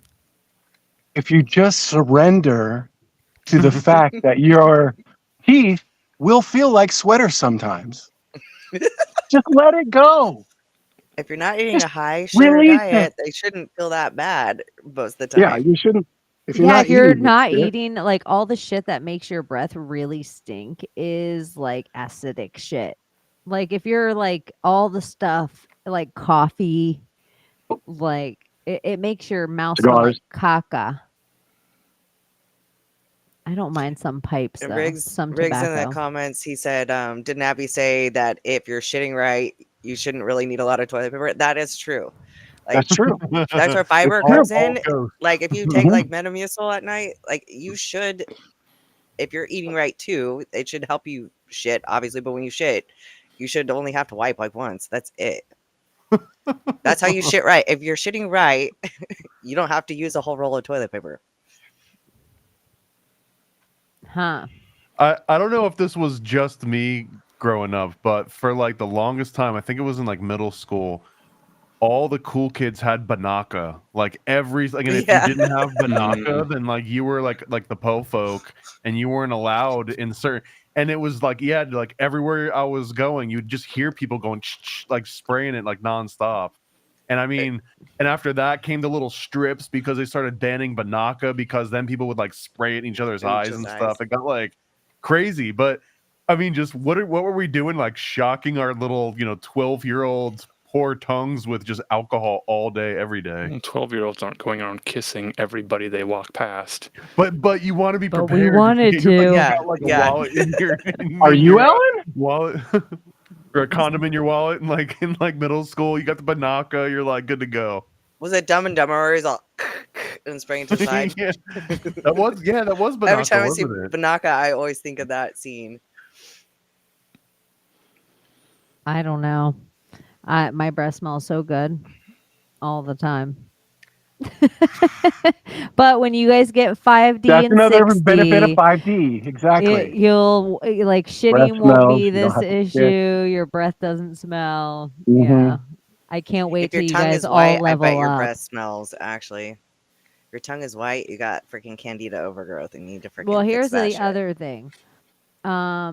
Candida, I was going to bring up the yeast overgrowth with everything. Your dog's ears, your vagina, your eyeballs, your nose. There's yeast overgrowth everywhere. Even the word candida. We used to never know this word. We know this word because it's yeast overgrowth. And so somewhere I feel like this isn't just all the sugars, it's all the antibiotics. It's Yeah. Oh working yeah. together to make us very yeasty. And by us, I mean you guys, because I don't deal with the yeast in the 5D. Period. But it does seem like it's a very bready, faux bready society. Like everybody in America is just plumping up like a bad bread roll. I watched this video the other day It where the is. The girl's like, worst thing for you is bread and sugar. The worst thing for you is a donut. I did Oh my read God, but they're actually good for the donuts, soul. hot dogs, and there was Okay. like 3 things that they were like, you should never eat these things. And it was like donuts, hot dogs, and one more thing I can't remember. Ozempic. I don't remember. Yeah, Ozempic. It's funny. Ozempic in your We Pez go off on dispenser? Ozempic on the show. Yeah. Are like hot dogs better than marshmallows? I Marshmallows think are it's probably that only like your 3 body ingredients. doesn't know how to process hot dogs. It's not the ingredients of processing. these things. It's so processed with the skin around it. Your body has to send it over and over again through the churner. It doesn't know Because how to get isn't rid it of it. plastic? Because they don't use like intestines for hot dogs. So And that's what donuts, because of it being like grease soaked Gelatin. dough a lot of the time, your body just keeps churning it, like trying to get rid of the nutrients out of it. So it's like there's something about not necessarily the ingredients, but how they're made. Donuts lower the sex drive. fried dough. Good Period. luck. Because I remember I used to always get like I grew up by the res and everything, and we'd get like Indian tacos, and every time I got an Indian taco, I'd get sick as fuck. And I know it's just like the fried dough. Yep. I was reading some other really crazy article this week that said that there's like something like 800 transformers a year. I think it was in like Kenya, but you could just kind of like throw a dart at one of the countries. But that like 800 transformers a year are vandalized because people take the oil outside of the transformers and they sell it to street vendors, which then use it to like make chips and donuts or whatever and like sell to people. But it's absolutely not even like food quality oil. Like it's made for being inside of like these massive transformers. And like this is like I almost feel that that's what's next for us. It's not going to be bugs. It's not going to be like they're going to get us off of seed oils, because the next thing coming in is just going to be the same stuff that like keeps the computers super cooled. But they've already done that. They've done like they've added oleo, OLEO. If you see that as an ingredient, that's literally plastic. That's why it's like fat-free oils, because Is it the same as Olean? Yes, Remember Olean. Olean from like the 90s? Olean, cholesterol. Yeah. Yeah. It's the same thing, but they just got oleo now. The petroleum byproduct. Oh, all back to that petroleum again. It's something, even if you look at all your medications, all your vitamins, all your pills, the binder in those things or the capsule that they're in, if it's not vegan, this is where vegan's good. It's sometimes something that your body cannot process at all. So you're like taking these vitamins every day, but you're also taking this weird kind of microplastic into your stomach every day, causing a whole different issue, and your body doesn't even know how to digest those vitamins. And that's why y'all have plastic in your balls. Ball plastic just feels like a psyop, doesn't it? Right? Yeah, Been doesn't it telling seem like everyone, such a just fear so you tactic? know, if you Yeah, have plastic. microplastics in your balls. But then I think about it, and it's like, you know how much of our clothing now is polyester? Like all the wicking Yeah. shirts and the underwear. Mhm. So men are Oh. putting fucking plastic underwear right up next to their nuts. Like, so And it's in a hard to find way- real stuff. They make Yeah. it Oh, really no. hard to find the good stuff. Oh, I had to like search for 100% cotton, and then Yeah. then I still had to check and make sure that it was 100% cotton for my children. hmm Microplastics in your balls. I don't know, you guys. I don't know believe either. you can be absorbing it, and I do Not believe it So makes why would the it just be in your estrogen balls? level. Yeah, like it makes me feel like they show us these fish occasionally, like jaws cut open, and the It's gonna collect in your driver's balls. license falls out, and then we're all like, "Oh my gosh, what is that shark capable of?" I Like, feel I like just my balls are too big to even feel the little microplastics. I think it's something for people with micro penis to worry about. Yeah. Oh, That's That's somebody what I else's feel problem. like. energy. Yeah, I was wondering how microplastic got through brass. Microplastics on the top of isolated mountains. Mountains. Mountains. Mountains. That sounds like I a like that candy better. without almonds. It's everywhere, but I think microplastics is like the silver lining, right? Is that there is something that like we all universally share, like the "we are one" concept. But now it's just the microplastic in your balls are the same as on like the tip of a penguin's nose, on the top of a mountain, in the bottom of the sea. Like that's like a universal thing that we can all share now. Do we have to accept, like, what is this thing that they're trying to get us to accept with plastics? Like, if that's the AI's goal, is to just overcome us in this plastic paradise. I'm a Barbie girl in a Barbie, Barbie world. Hear me out. Maybe it's because when they start like exposing people in the near future that like their DNA or their makeup is like semi-plastic, right? Like it comes out as artificial. They'd be like, oh, it must have been the microplastic made its way into the sperm, and then that made its way into the egg, and that's why they're not clones, they're not artificial clones. It's actually just because the microplastics did something. We're still trying to figure it out. Plastic surgery. Yeah, like if they can make us a little plastic with all injections, they're putting a little metal in us. It is kind of like they're making us this little computerized robot. Like maybe we won't be able to tell the difference. Like you have plastic in your balls. What's the difference if you're hooking up with this plastic balled robot? What if Plastic titties. like almost like the Zechariah Sitchin, where humans were placed on this planet to mine gold and other precious resources for some alien class. But wouldn't it make more sense if we were put on the planet to just make as much plastic as possible, and that's what the aliens are using us to farm? Because it seems like by far that's our biggest export as humans at this point, would just be the Yeah, creation gold's of not plastic gold's and not petroleum. for real. Like there's not that much gold here. It's scarce, so why would they go to Doesn't- other planet? with Like, more- It's really What not about that if- scarce. It's just hard to get.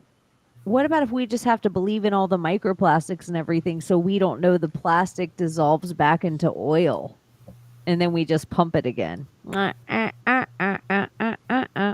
That would make it replenishable. What if the plastic actually does break down and become oil again? And that's why they're finding all these reservoirs in the ocean. They're like, we got to follow the trash patch. Like even the idea that if this is the thing about the Straws. trash Oh, patch. God. We all learn about the trash patch. There's a spot in the ocean. All the trash makes its way to. Oh, are you telling me that there is a natural place that we know all the trash is going to go to? So why don't we build a structure there to just mine it right from there? Like I'm just going to throw all my trash in the ocean. That sounds like it's just a shortcut. Like, why even go self-cleaning. through all the That's other why stuff? they call it Old Navy, and they make performance fleece out of all the plastics they find. Well, my friend works for the recycling in Tulsa, and he said, like when you can recycle your plastic bags at Walmart and all that, he goes, you don't even recycle them. All we do is put them on a barge and ship them to India. Like India just takes it and it's in a fucking. They're not recycled. They're just thrown out in the fucking land there. There was a good like litmus test, and I can't remember where this was from. It might have been like an old Penn and Teller bullshit episode, but they made a great point that the only places where recycling actually makes sense is where they incentivize it with money. Those are the places where it's like turn your bottle in for 5 cents or Oregon 7 and California, cents or whatever. yeah. And if you don't live in one of those states where you can turn it in, then essentially you're just paying someone to sort it and then throw it out or just ship the trash off to someone else. And very little of that ever gets recycled. None of the plastic, none of the paper, almost none of the glass at all. So like a lot of it is just industries that are being propped up just for the sake of sort of the PR and like the concept of waste management. Waste management is a 33. Like if you look at it, symbolism, it's just 3, 3. And the mob used to be able to figure out every single thing about a person by going through their trash. Now we're like, here, take our trash. We'll separate it for you. So it makes it easier. Everything has a barcode on it. I use my barcode to buy the barcode, and then the barcode goes in the trash. So they know exactly the whole life of the barcode. We made it very easy. I wrote a poem about trash. Is it about Madonna? No, it's about, I tried to intermingle being sexy and taking the trash out, because everybody know taking the trash out is just a manly thing to do. So it was more of a romantic poem. Are you gonna read it? I want, yeah. Yeah, I'm ready. It. It feels divine masculine Yeah, to take you're the setting trash us up. out. Let me see if I have it written somewhere. Oh, it's right here. Knock us out. I'm ready. I make taking out the trash sexy. I make taking out the trash sexy as fuck. I look sexy when I'm taking out the trash. I make taking out the trash look sexy as fuck. Dumpster truck. I smash. Then I take out your girlfriend's trash. I make guys go the F word. I'm not going to say it, F-A-G. I make guys go F-A-G. When I take out garbage bag, I'm meaner than all-purpose multi-surface cleaner. I do the dishes. I do the laundry. Best back up off me. Trash. Yep, that's it. Trash. Love it. Love it. Making guys go effigy. Effigy. There you go. That's a way to say that. Taking the trash out is divinely masculine. It is. I kind of like get pissed if I have to take it out with all the men in my household. Do you have Yeah. wicker basket trash cans?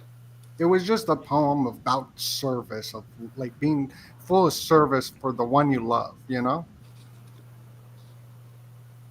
I liked it. Love it. It was original. I performed it at a tweaker convention. It was actually a LGBTQ plus tweaker 12-step convention, and I wasn't even aware of that. So when I could have said the F word, because I wasn't saying it like to be disrespectful. It was comedy, and I won it.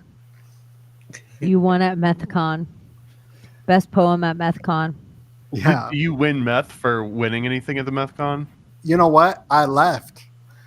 So when they announced the winner, I wasn't even there, which made me even look cooler. They were like, who was that masked man with the trash poem? He left behind this one shoe. One red shoe. We should have Tom Hanks play him in a movie. Sorry. All roads lead to Tom Hanks eventually. What else happened in the zeitgeist this week? We had the solstice, which none of us know what full moon it's in. I think it's Capricorn, but we all had a different guess. There was a lot going Everybody's on dying. in the news. That's what's happening. There's fires happening. Fires all over the place. You got aliens in the news. That's a huge story. Aliens again in the news? Yes. Why are aliens Why is in it the a huge news story? again? Because nobody cares. No, Yeah, but people About aliens. care. isn't Like, it? Do they? yeah, I'm yeah, putting yeah, they aliens do. in. The About mainstream, aliens. okay, for example, you got Logan Paul just interviewed Donald Trump and they highlighted it. The president of the United States, they highlighted the UFOs and talking about it. Now, in the debates coming up, mainstream news is talking, or the president's going to talk about the UFOs. You got Harvard people saying that there's this 7-star alien like planets that they found. It's all in the mainstream news. You got Billy Carson saying that the aliens showed up at his house, told him to go to a website, which was his website where you can subscribe to.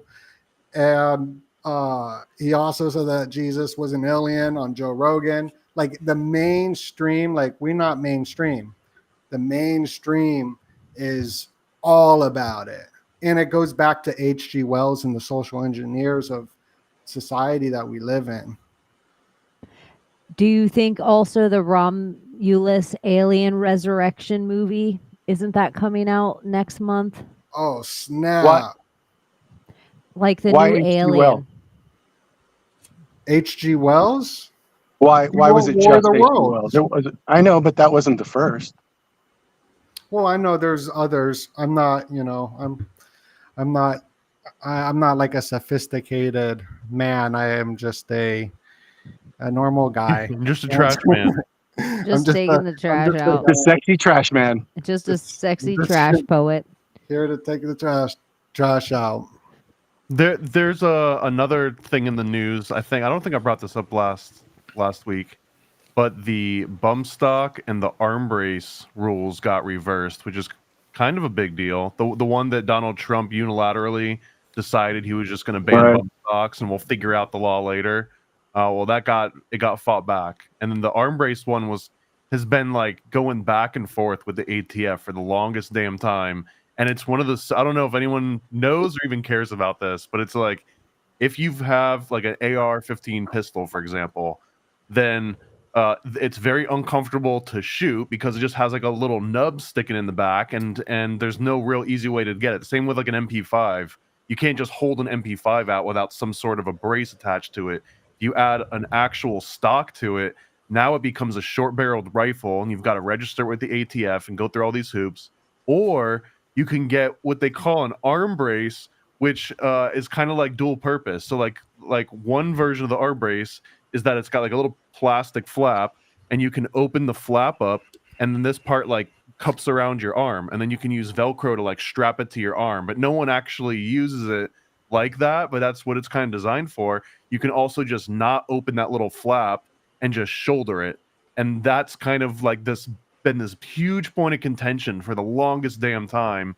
And it just keeps like going back, and like literally like the range that I want to go to for a few months there, like I would have to show an NFA tax stamp that, I could shoulder this thing. And even before that, when it was like in dicey areas, I remember at some ranges, the RSAs or even other people there would be like, oh my God, he just shouldered, that arm brace. Are you allowed to do that? Where it was literally like, if you put it up in your shoulder, you're now committing a crime. But if you don't put it on your shoulder and you strap it around your arm, you're not.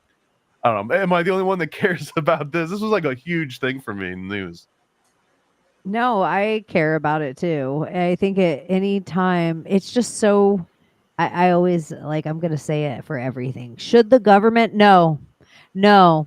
The government has nothing to do with, but I also wondered with the like bump stock or like being able, how much shit was 3D printed in that time. Like it really showed people how to be innovative for this little period of time where they were like, I don't care. I don't even need that. Like they just came up with all these other ways and all these other, like, I'll just 3D print that and make it out of plastic. And it was kind of wild, the stuff that I saw people do with their own guns, that I was like, huh. Or I didn't even know the amount of like semi-automatic, automatic, just pistols people were making into rifles. I was kind of impressed. Americans are innovative when it comes to weaponry. I've got an uncle that passed away now, but he was in the Vietnam War, and he was one of those people that never really came back from war, even though he was like lived the rest of his life in Long Island. But like his pride and joy was that he had a 50 cal rifle and a 50 cal cannon, which was basically a rifle just mounted to like the ground, almost like a mortar. But he could put like both of them together and take them completely apart with 2 different Allen wrenches, and everything was made out of pieces from Home Depot. Like every single part in the entire gun, which was highly illegal. I found out in retrospect. There's so much about guns that I didn't realize was illegal until I'm like, oh, I guess you're not allowed to mail that.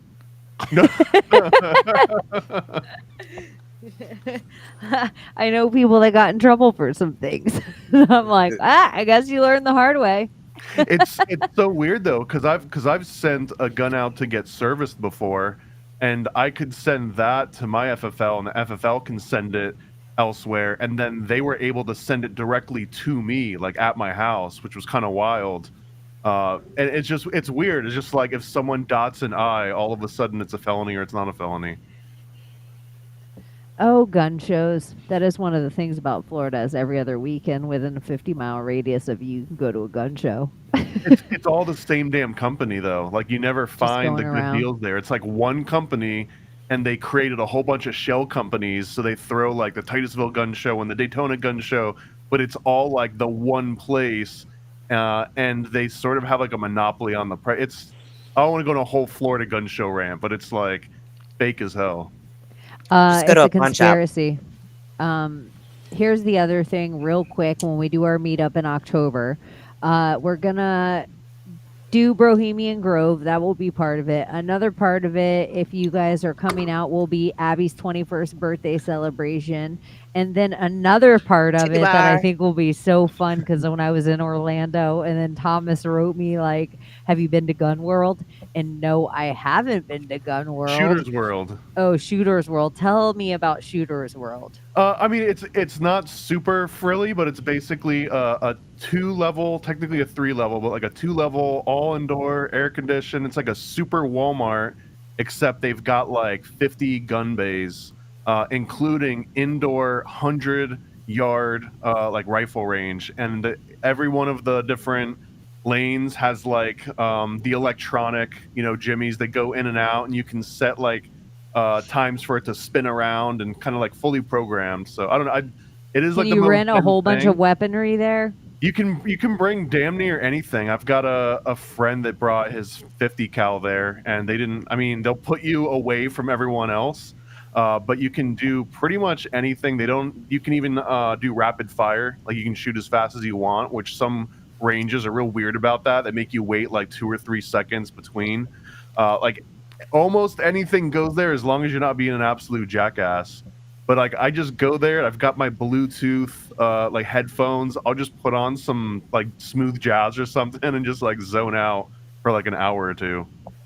So this is going to be another part of the fan meetup. You hear that, Hillary? You'll have me in a gun range. It was dude, it's so close to where the Holy Land experience used to be. Like it's gone now, but it's right down the road from there.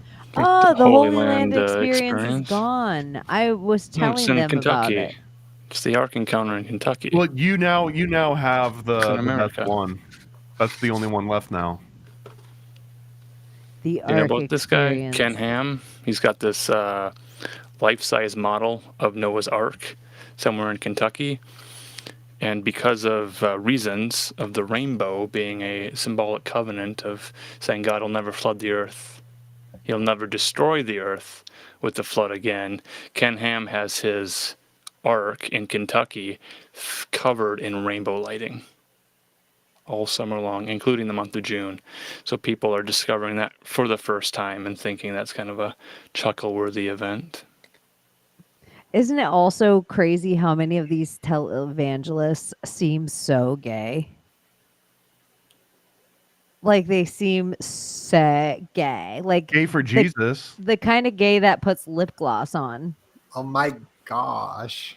Yeah. Oh yeah, well, that's where they all hide. They like to hide there in churches. Well, a lot of data results have come out that the biggest like cross-dressers is Republicans in the data, which is hilarious. But have you also 50% of the popes are same-sex attracted as well, which I thought was interesting. So there's all this like data out there with Google that is just mind-blowing. Okay, I have to say this really quick. Noah's Ark, the Ark of the Covenant, the rainbow is the Ark of the Covenant because it is the covenant. Because I don't know. I'm sorry. Like my head just did this thing. I'm like, what the fuck? Yeah. And there's a Mar-a-Lago. Covenant with man. It's an arc. It's in Mar-a-Lago. Yeah. The Raiders of the Lost Ark recreation of that thing is in Mar-a-Lago, and people were taking pictures with it. We saw that with that chode from Veritas, not Veritas anymore. That guy's controlled op to me. That guy wasn't James doing O'Keefe. like weird. James O'Keefe. He's such controlled op. Like he showed us, here's some person on a Bernie poll thing in the middle of nowhere. He said the word gulag. When we all knew real shit was going on, he was always there to like be a golden carrot so you'd run around the track one more time while he sang YMCA on stage, like pretending he was a prisoner of the reporter. I'm just a real reporter. Whatever. I think he's like... People believe it, though. People will fall for stuff all the time. Oh, I know. I watch them all the time. That's why I always am like, okay, why is everything saying this thing right now? Why are both sides saying this thing right now? Why do they want us to believe we're going into a third world war? Why do they want us to believe? They're not telling us any truth. Stop debating with sides that you heard on Fox News or CNN or read in one of the 4 papers owned by one of the 4 men that's running the world. Like, what information do we really know? We don't. Right. So then I always am like, why are they trying to convince us of this thing? Why are they trying to convince us of what I'm calling a holographic apocalypse? Because it's not a real virus. It's not a real famine. It's not a real war. If I can put my hand through all of it and it's not real, then it's not a real apocalypse. So it's just wild. As far as the whole draft shit go, can I just say this? Like, instead of like the 60s where we had draft dodgers and shit like that, can we all just say, fuck no, we're not doing that? Because none of us want to be involved in fucking foreign ass wars anyway that have nothing to do with us and they're just money laundering schemes. Yeah, so I'm not allowing the youth I know to go, period. If that you saw that happen. they're allowing women. They open the draft for women as well. The thing I think none of them should. Nobody should have to fucking. We're not. They had to open up the draft for women because they've messed around with the pronouns so much. They can't have all these people saying like, "I'm a Zimze toaster oven. I can't join." So they're like, "Nope, we're taking toaster ovens. Get in line." A lot of women are very, very talented at Fortnite, and that is what will be used for the new 5th generation warfare. It's not gonna. They're all being used. Every single video game you've ever played was a job to get you used to fighting. Yeah, so it's Ender's Game. You ever heard of Ender's Game? Yeah. What? Yep. What's it called? Ender's Game. He was a messiah that was trained by video games, Is and it a then movie? brought into Yeah, it's a movie with Harrison Ford if you need a movie version. the book. Oh, it's a book. Yeah. Too. Oh, Book made- Reindeer Games. Yes. No, Ender's Game. Ender's Game. Ender. Okay, I'll watch it tonight. Thank you. Yeah. But what was it? A Messiah? Well, in the books, he becomes kind of their messiah. And You'd have to really read good it. at video games. And so, like, it's unpopular right now. People aren't really interested in going to war. Well, they will be once sleeper cells get activated, and I think that will be intentional, just like 9/11. On our homeland, but if it's like foreign war shit, Yeah, on our homeland, and then I think it matters where your feet rest on your homeland. Do you see how Thomas and I just carried on a whole conversation about guns and guns world and what we're allowed to bring to gun world? Yeah.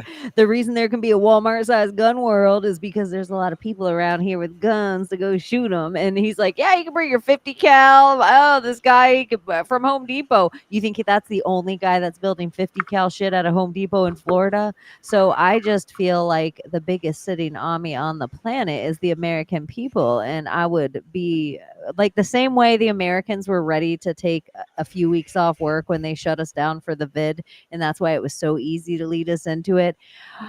Americans are so desperate for a fist fight that if China rolled on shore, it would give people such an instant uniting. It would be better than the aliens. They'd be like, I could use these guns and shoot out at the ocean. As some China, man. Like the Americans are waiting for that kind of shit. So I just feel like it's not really with each other. They keep trying to provoke us with each other. Oh, we're gonna have pink pussy hats versus Republicans. Oh, we're gonna have BLM versus Kyle Rittenhouse. Oh, we're gonna have blue versus thing. Oh, they're gonna riot in the streets if Trump gets out. They're gonna riot in the streets if Trump gets in. We're not going to riot in the streets because we're not sitting on our hands. We're all sitting on our guns. And that's what every other country around the world, Canadians, Australians, Europeans, there is a different kind of, when you're prepared, when you have a generator for your family and you have a hurricane kit or an earthquake kit for your family and you have MREs and you have guns to protect your family and you have a roof over your head, there's a different kind of thing they can't fear you with than if you're the person sitting there with, I have a bag of rice. They can scare the shit out of you because you don't have anything. Your car's electric. They could just turn off your Tesla. They decide how far you go. So I just feel like the more fear you represent and think is out there, the less capable you are of starting a fire with your own hands. Unless you're the threat. Yeah, unless you're actually the person that's going to come and steal the shit that I have to protect against. But that's where I believe in my community. We know about a well-armed militia. We know our state's National Guard is a whole different thing than a well-armed militia. We know the United States military is completely separate from our state and everything I just said there. I know in my neighborhood, I'm not waiting for either of those things. We don't have just one well-armed militia in our state. And so there's a whole bunch of veterans that they just are cleaning their weaponry. Can't wait to train me to be like Chaney. That means go forward. This means go down. And I'm like, yes, sir. Yes, sir. I've been waiting for this. So there's like in Florida, it's just hard. We're not scared of some Chinaman trying to come chase us around our swamp. Like, bring it. We know these swamps like the back of our hand. And that's, I don't feel, I just say that for my state. But I think fear comes if you live in a shithole. And when you look around, you don't know who's next to you. You don't know your neighbors. And your mayor and your governor told you can't protect yourself. They've already told you how big a soda you can have. I see why you're scared, because you're sitting there drinking your 20-ounce Coke because your governor told you can't control the amount of calories that go in your fat ass body. How could you handle this gun?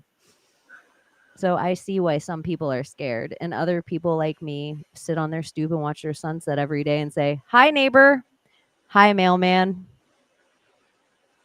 That's how I look at the world, though.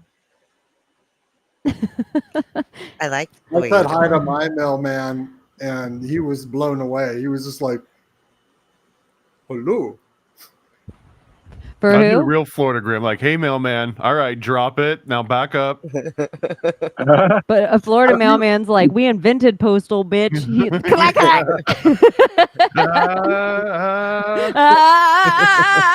we're like, have a good day, bitch. Have a good day. A weird thing happened last night and this morning where I was watching The Office as usual, but I was watching the British version. And I only paid for the first episode. And then when it ended, it went straight into the Brady Bunch movie. And I was watching the Brady Bunch movie and I was like, this is hilarious.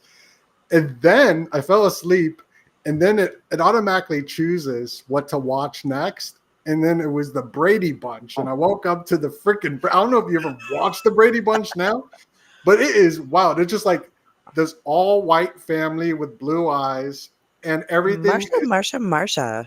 Everything is just blonde, blue eye, white, and everything is so. Everything is like the father figure is the opposite. It's just like what the movie was. That guy making died of fun of. AIDS. The dad of the Brady Bunch died of AIDS. And then the mom of the Brady Bunch was sleeping with Greg. And, Oh yeah, for sure. And then Peter of the Brady Bunch married one of America's Next Top Models, and they had a reality show on VH1. Well, like it was so wholesome though. The show was so wholesome, and like I'm watching it, I'm like, what? This is the opposite of Beavis and Butthead of what I grew up watching. I think it was self-aware though. Like even back then, just like the movie, like they knew they were being over the top wholesome in a way that didn't exist, and like they kind of were making fun of it a lot of the time. And there was just like not a lot of stations to tune into, so people like modeled this as a simulacrum or a billboard to imitate, and like it was just wild watching it, and I would never have watched it unless it was just. Don't you think it was such an inside baseball what they were actually doing that they used the Brady Bunch to make a fake band that spread the same way as the Monkees, which in turn was the Beatles, and then that became every single boy band. Right. It's like they were doing the same thing, like playing characters to then infect with musical themes. Like none of them could Partridge really Family, too. sing. They went on tour. Yeah, Partridge Family. They had to like get some of that energy. So it became like a bunch of Von Trapp families that were like faux Hanson. They were bopping us back then. The best one was the Banana Splits, hands down. Best boy band ever. Banana Splits. Not Menudo? Well, okay. Close second. Menudo. Cute boys. That can go wrong. The reason Menudo was kind of funny is because he knew that the boys were going to age out. And so instead, one manager just owned the entire band, the entire look, the entire songs, and then he just replaced the boys. It is kind of, he could always, the second they got old enough to ask money about the financials, he was like, bye, Ricky Martin. Yeah. Well, this was a better model that Lou Pearlman had set up, because when I first moved to Orlando, I worked at Transcontinental Studios for like the first year and a half. O-Town. O-Town, and there was like 5 or 6 that he was developing at the same time for that exact reason, where like if NSYNC got too big, okay, we got O-Town, and when O-Town gets too big, he'd always have like 3 or 4 of those irons in the fire. Take and 5. It was like everyone that I knew that was trying to get into this stuff knew that like it didn't matter if you were good or if you like got along with the other bandmates. All you had to do was just kind of court Lou Pearlman and make him see like, oh, I'll take you and put you in band A, B, or C, right? It was almost like showing up for a ride at Disney World, and the guy takes your ticket, and it's like, okay, go over there into the D line or whatever. If you just fit the right mold for Lou Pearlman, and he kind of had that, but instead of just one band style Menudo, it was like a non-ending list of those. Unfortunately, he got hit for tax evasion, and I lost my job soon after. This is the beginning of my favorite boy band song. Ready? Don't get us taken down. Just that part. If you play Dang, we text each other a lot. Yeah, have you ever drank the water at Camp Lejeune? If you play the Dead Bonnie Man song, I will sing it.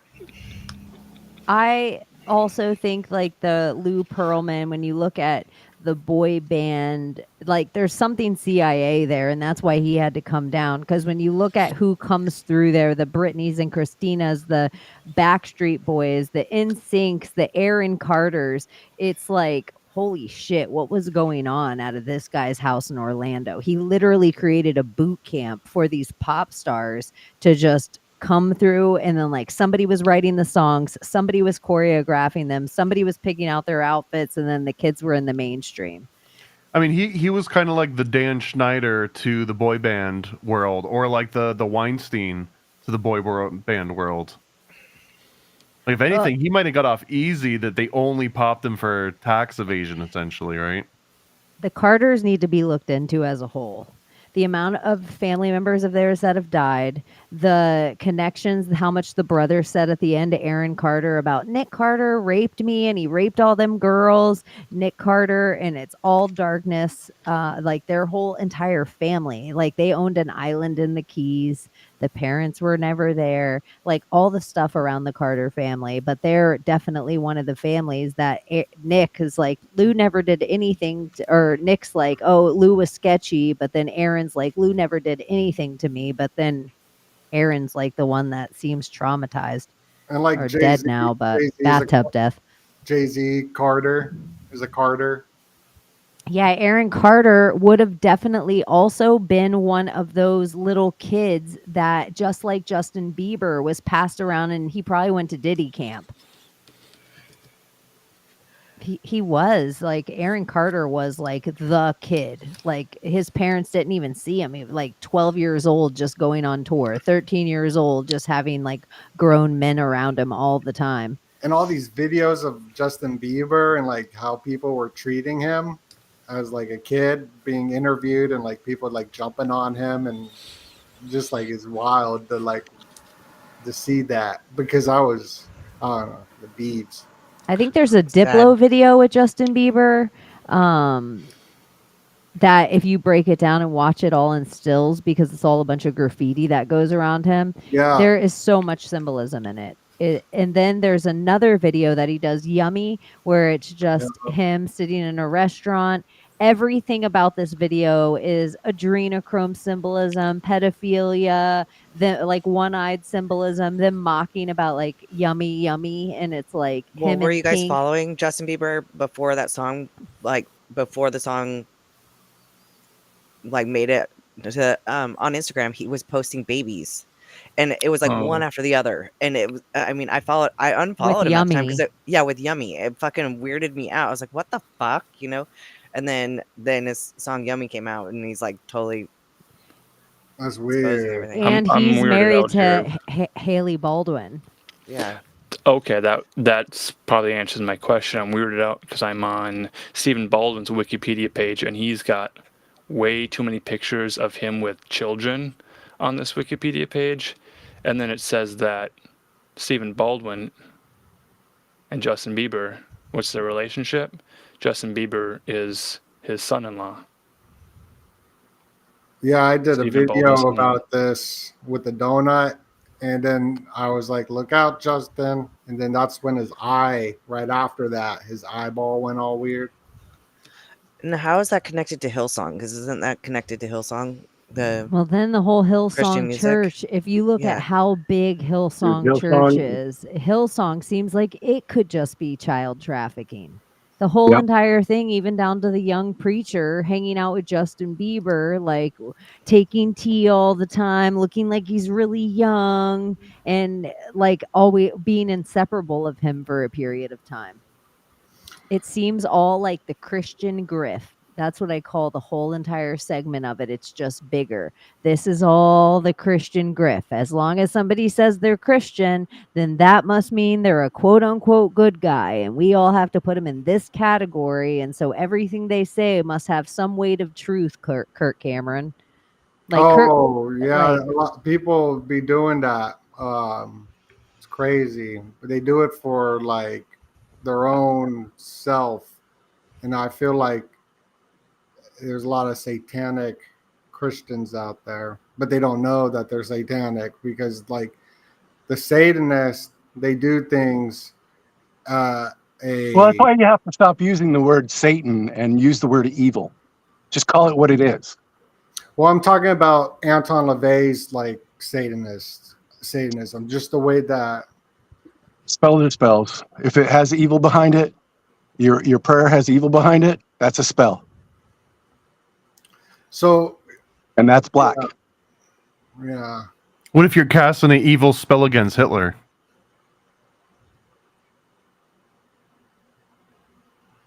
I think that's it's back to the whole you can kill a pedophile thing, like Chaney was saying, right? Wow.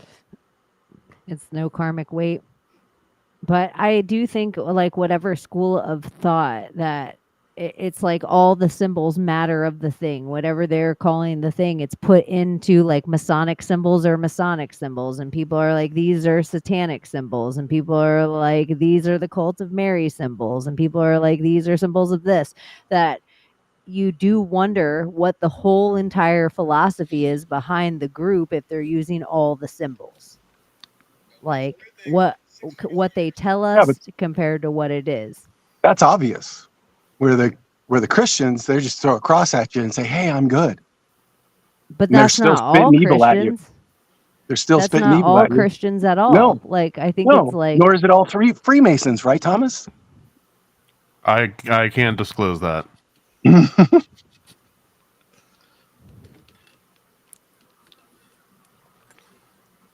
I don't know. You seem so aggressive tonight. Like, you seem so mad. I'm scared to say anything because you're just gonna be like, well, "What's the point of it all? Why are you saying this word? This is the only word the you should full say." moon, yo. Like, I Very full know. moon. Like, I've been Jesus feeling weird Christ. all day. All day I've been like, but yeah.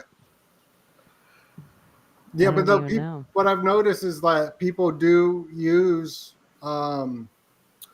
religion or Christianity is probably the biggest one in the truther world, where they will use that for the validations, for the likes, subscribers, money. And that's why I said Anton LaVey type of Satanist. That's why I said that, is because it's I'm doing this not for a spiritual reason. I'm doing it for my own gain. So it's very Promethean in a sense. So I wasn't even trying to go into if it was evil or not. I was just saying the philosophy behind it. It seems like it, because what I've learned about Christianity is a lot different than what I see online through action of Yeah. maybe that was kind of not well worded. It's all right. There's a weird energy in the room. Oh, it's okay. Embrace the You weird. talked through it just fine. Jesus Christ. I was in a minor debate with some rando this week, but the claim that there's not a single Satanist on the planet that actually believes in Satan, and I was trying to figure out if there's like a version of it, because it gets in one of those semantic debates, right? Where the groups that seem like they actually have a theist, so there's like theistic Satanists and then there's atheistic Satanists. And a lot of them, like Anton LaVey and the Temple of Satan, like a lot of those, I think it classified as atheistic Satanism, in that they don't actually believe in God and the devil. They just kind of latch on to this like satanic set of. But then there is one that is a theistic Satanism, but that one is Temple of Set. And then technically it falls into this range. Well, Set isn't Satan, so they're not really worshiping Satan. Just like Luciferians, there are some Luciferians that worship Lucifer, but they don't see him as the real Satan. So is there actually any like self-identifying Satanist that's known that actually worships the biblical Satan? It almost seems like they all weasel around. They're like, no, I'm worshiping Dionysus, or I'm worshiping Set. Well, if we're really going back to sources here, with the King James Bible being the English translation with the Elizabethan English sort of thing, that doesn't talk about Satan a whole lot. That's what I was going to say. So that's sort of the Catholic Bible, and then we have, Martin Luther going into Lutheranism, and then we have the Protestants, and by the time we're getting so far away from the original source document, you get something Dante Alighieri is writing some book about the 7 layers of hell as a nacho dip thing, and it's like, whoa, man. And that's where they really give Lucifer a character as a literary character, and then people are conflating the idea of the devil being Satan, being Lucifer, being an enemy of God, and they can build churches around it. But those ideas developed later and later, just like with the New Testament being a continuation of the Old Testament. Well, there's groups of people that just stick with the Torah, and the New Testament isn't a book that they really LARP with. That's not part of their canon of role-playing materials that they go with when they're doing their liturgy and their rituals. So does that kind of help to parse out these different ideas a little bit? Perhaps. I just wonder if there is like a legit crowd that wouldn't that you couldn't just explain away as saying they're called Satanists because they are in they're basically not in line with Catholicism or Protestantism or any of those isms that's in Christianity. But is there groups that are like, yes, we worship this evil God in the States. Yes, we worship this evil God and we acknowledge that they're evil and we want evil to happen. Or do they all identify as like, no, ours is the good one, and then it's only opposing factions that are labeling each other evil? Like one of the examples outside the U.S. might be like the Thuggies that worship Kali, and even that is kind of like a cultural thing. But there are like aspects of the Thuggies, right, that like the way that they worship their god is by hurting people and murdering them and like doing horrific things in their worship. Is there something like that in the States within the state? Is all kind of falls and folds into the satanic panic concept. Like there's evil Satanists that are waiting to sacrifice and kidnap and like do all kinds of naughty things. And it almost feels like there's been a full like debunking of that even existing in the States. And the first depiction of Satan was purple, no, or blue or purple, which I thought is interesting. Well, the devil emoji is purple. The blue. devil The devils were emoji blue. is purple, so they got it right. Like you can look up that's good catch right there. Thank Are you. you talking Hades now? Hades. I see Disney's Hercules Hades version. the first depiction of the devil. It's like purple. It could be blue though. I think it was blue though. I think Jesus was maybe purple. I don't remember. I have to look it up. But everyone connects it to being red right now. So I'll see videos. People are like, look, it's red. It's satanic. It's red because of the imagery. Chakra. The imagery that the butthole chakra. Well, they're associating the red with kind of a hot-headed character, saying like demons and the devil are in this lake of fire underworld where everything is just constantly burning, like a burning trash pile. Well, actually, Sheol isn't even the lake of fire. Sheol isn't the lake of fire. It just means the underworld, the underground. They even described Jonah as being in Sheol. When he was in the whale, he was in Sheol. I can't. This is like digging deep into like my art theory when I went through art school. But one of the lessons they had there was that there was a battle between like the Flemish and the Spanish artists on who was going to paint Satan or the devil or whoever it is back and forth.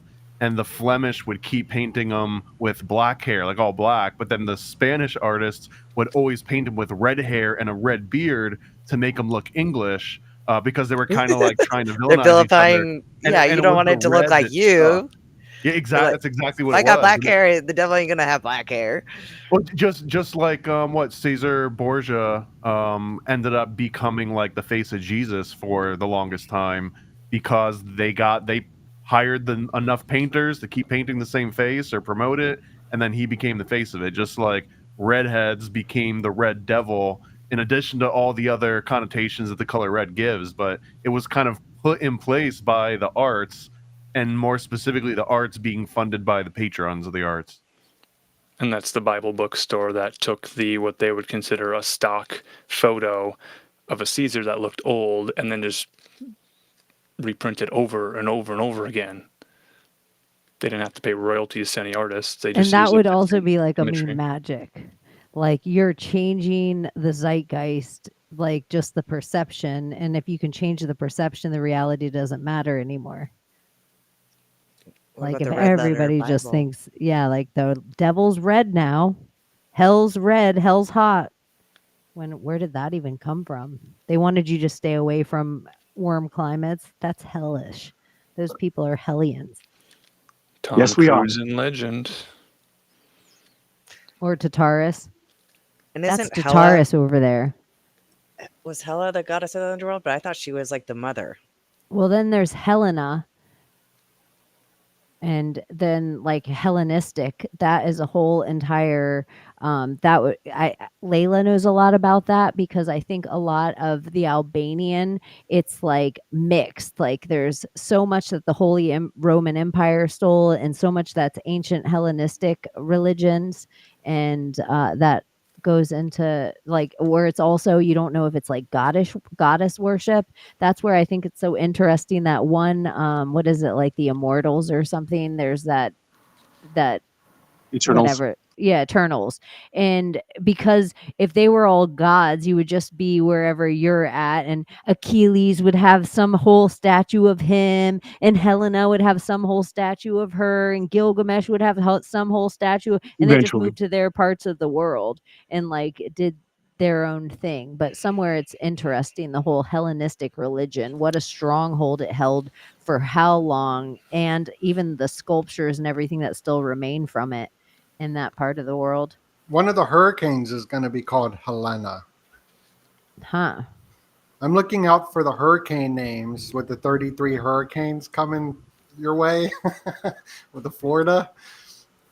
It's so interesting. I would look at all the wind maps all the time, and I see what they call disturbances or storms, or like this is going to be the first named storm of the year. And I look at it and I'm like, 3 days out, I can see there's going to be no disturbance in the area. It's like they can't push commerce and they can't push fear unless every part of the seaboard has to go and run to Home Depot and fill their coffers.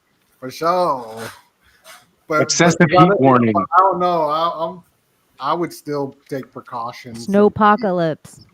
Yeah, I'm not in the weather thing. It's just like I'd play it safe. I But think I'm not. every single person, wherever Make sure you you have live, toilet paper. should have enough food to You feed the can people camp in in your the house. woods, man. Enough But being fresh in water. Arizona is tight, but it's like, yo, it's gonna be super No, it's hot. not. It doesn't freak me out. But if it gets super hot, you don't probably freak out. You're probably like, oh, I can handle it. It could get Yeah, you're hot. fine. You open your windows. 115, no big deal. You just go to the fucking mountain, man. Everybody just sits here and bitches in their backyard, and they just, I'm too hot. It's so hot out here. But Put a like, fucking wet towel over your fucking face, you idiot. or you put it over your neck too to hydrate. Or over your head. Your head, your neck, yeah. Yeah, we're fine. We're fine with heat. Humans can deal with a We lot can of handle a lot of shit. heat. We can lot. deal with a lot of shit. And Yeah, I know. I went to a reservation in Florida where the government kicked the Indians out to because of the hurricane. So they were posted up there. And I asked them, I was like, what do you do when the hurricane comes? And they said that they would climb the palm tree, and whoever held on to it the hardest, lived. That's what they did. And I was like, that's crazy. That's hardcore. I learned that in Florida. right now the storms. I also saw an alligator wrestler.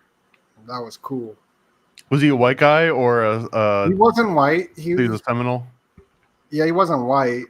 I don't know what he was, but he wasn't white. It seems like there's like two different people in Florida that wrestle alligators. One is the Seminoles, and the other ones are just like Larry the Cable Guy.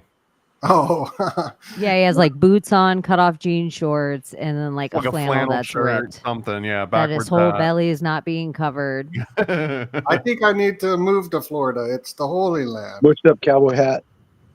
It's pretty fantastic. It's hot. It's humid, but I don't think it gets hot like some. Well, Orlando gets a different kind of heat than I get where I live. That swamp gets a different kind of heat. Like Thomas has to deal with more heat than I have to deal with. Yeah, don't come to Orlando, man. It's not the best place in Florida. I have Oh, a sea okay. breeze all the time. All the time. Yeah. That or Mexico. Or Mexico. If you wait in Mexico long enough, you can run for political office because everybody else around you will be dead. What do you mean? That's how they decide who's going to win politics. It's like, oh, we saw had that. 33 people running Yeah. for this position, and 32 of them are dead. I guess you win. It's saw kind of that. like climbing that palm tree, except now you have to climb the palm tree and not get shot by the cartel. Yeah. Is that how the new Jew got it? She had everybody knocked him off. I think everybody. Well, she's like connected to the WEF too. And she was on the predictive programming of the Economist magazine as well. I think another thing, a shout out to Peru and Hungary, because their whole governments have, if you want to try to transition, they just call it a mental illness now. Oh, thank God. Somebody has some sense. An actual Hungary country said that? doesn't play. Hungary Oh. has had the same culture for thousands of years because they don't give a fuck. And Peruvians, I'm actually surprised that Peru is like, that shit's cray. That shit cray. That shit be cray. So big up yourselves, Peru and All Hungary. mental illness. It's mental illness, and it's fine. Is it? It's fine. It's We're all not fine. dealing with mental illness. It's fine as long as you keep it away from the kids. Right. You do whatever you're going to do, but I don't have to pretend you're underwater just because you're walking around with flippers. This is what we're not going to play along with. This is part of the fairy tale game I'm done with. In the big scale is I'm not going to call you Zims. I'm not going to make up words for just you because you don't have anything interesting about you that we have to talk about whatever you think your sexual proclivities are on our first meeting. So mean you I'm can't not call going them to gay-tarded? play. Yeah, well, I'm not A human is playing not a those they. things. Unless you have multiple personalities in there, which is also a mental illness, you are not a they. Them, they. You are an individual. Yeah. Finish they them. I was an English teacher. That is the best new Period. shirt. Finish they them.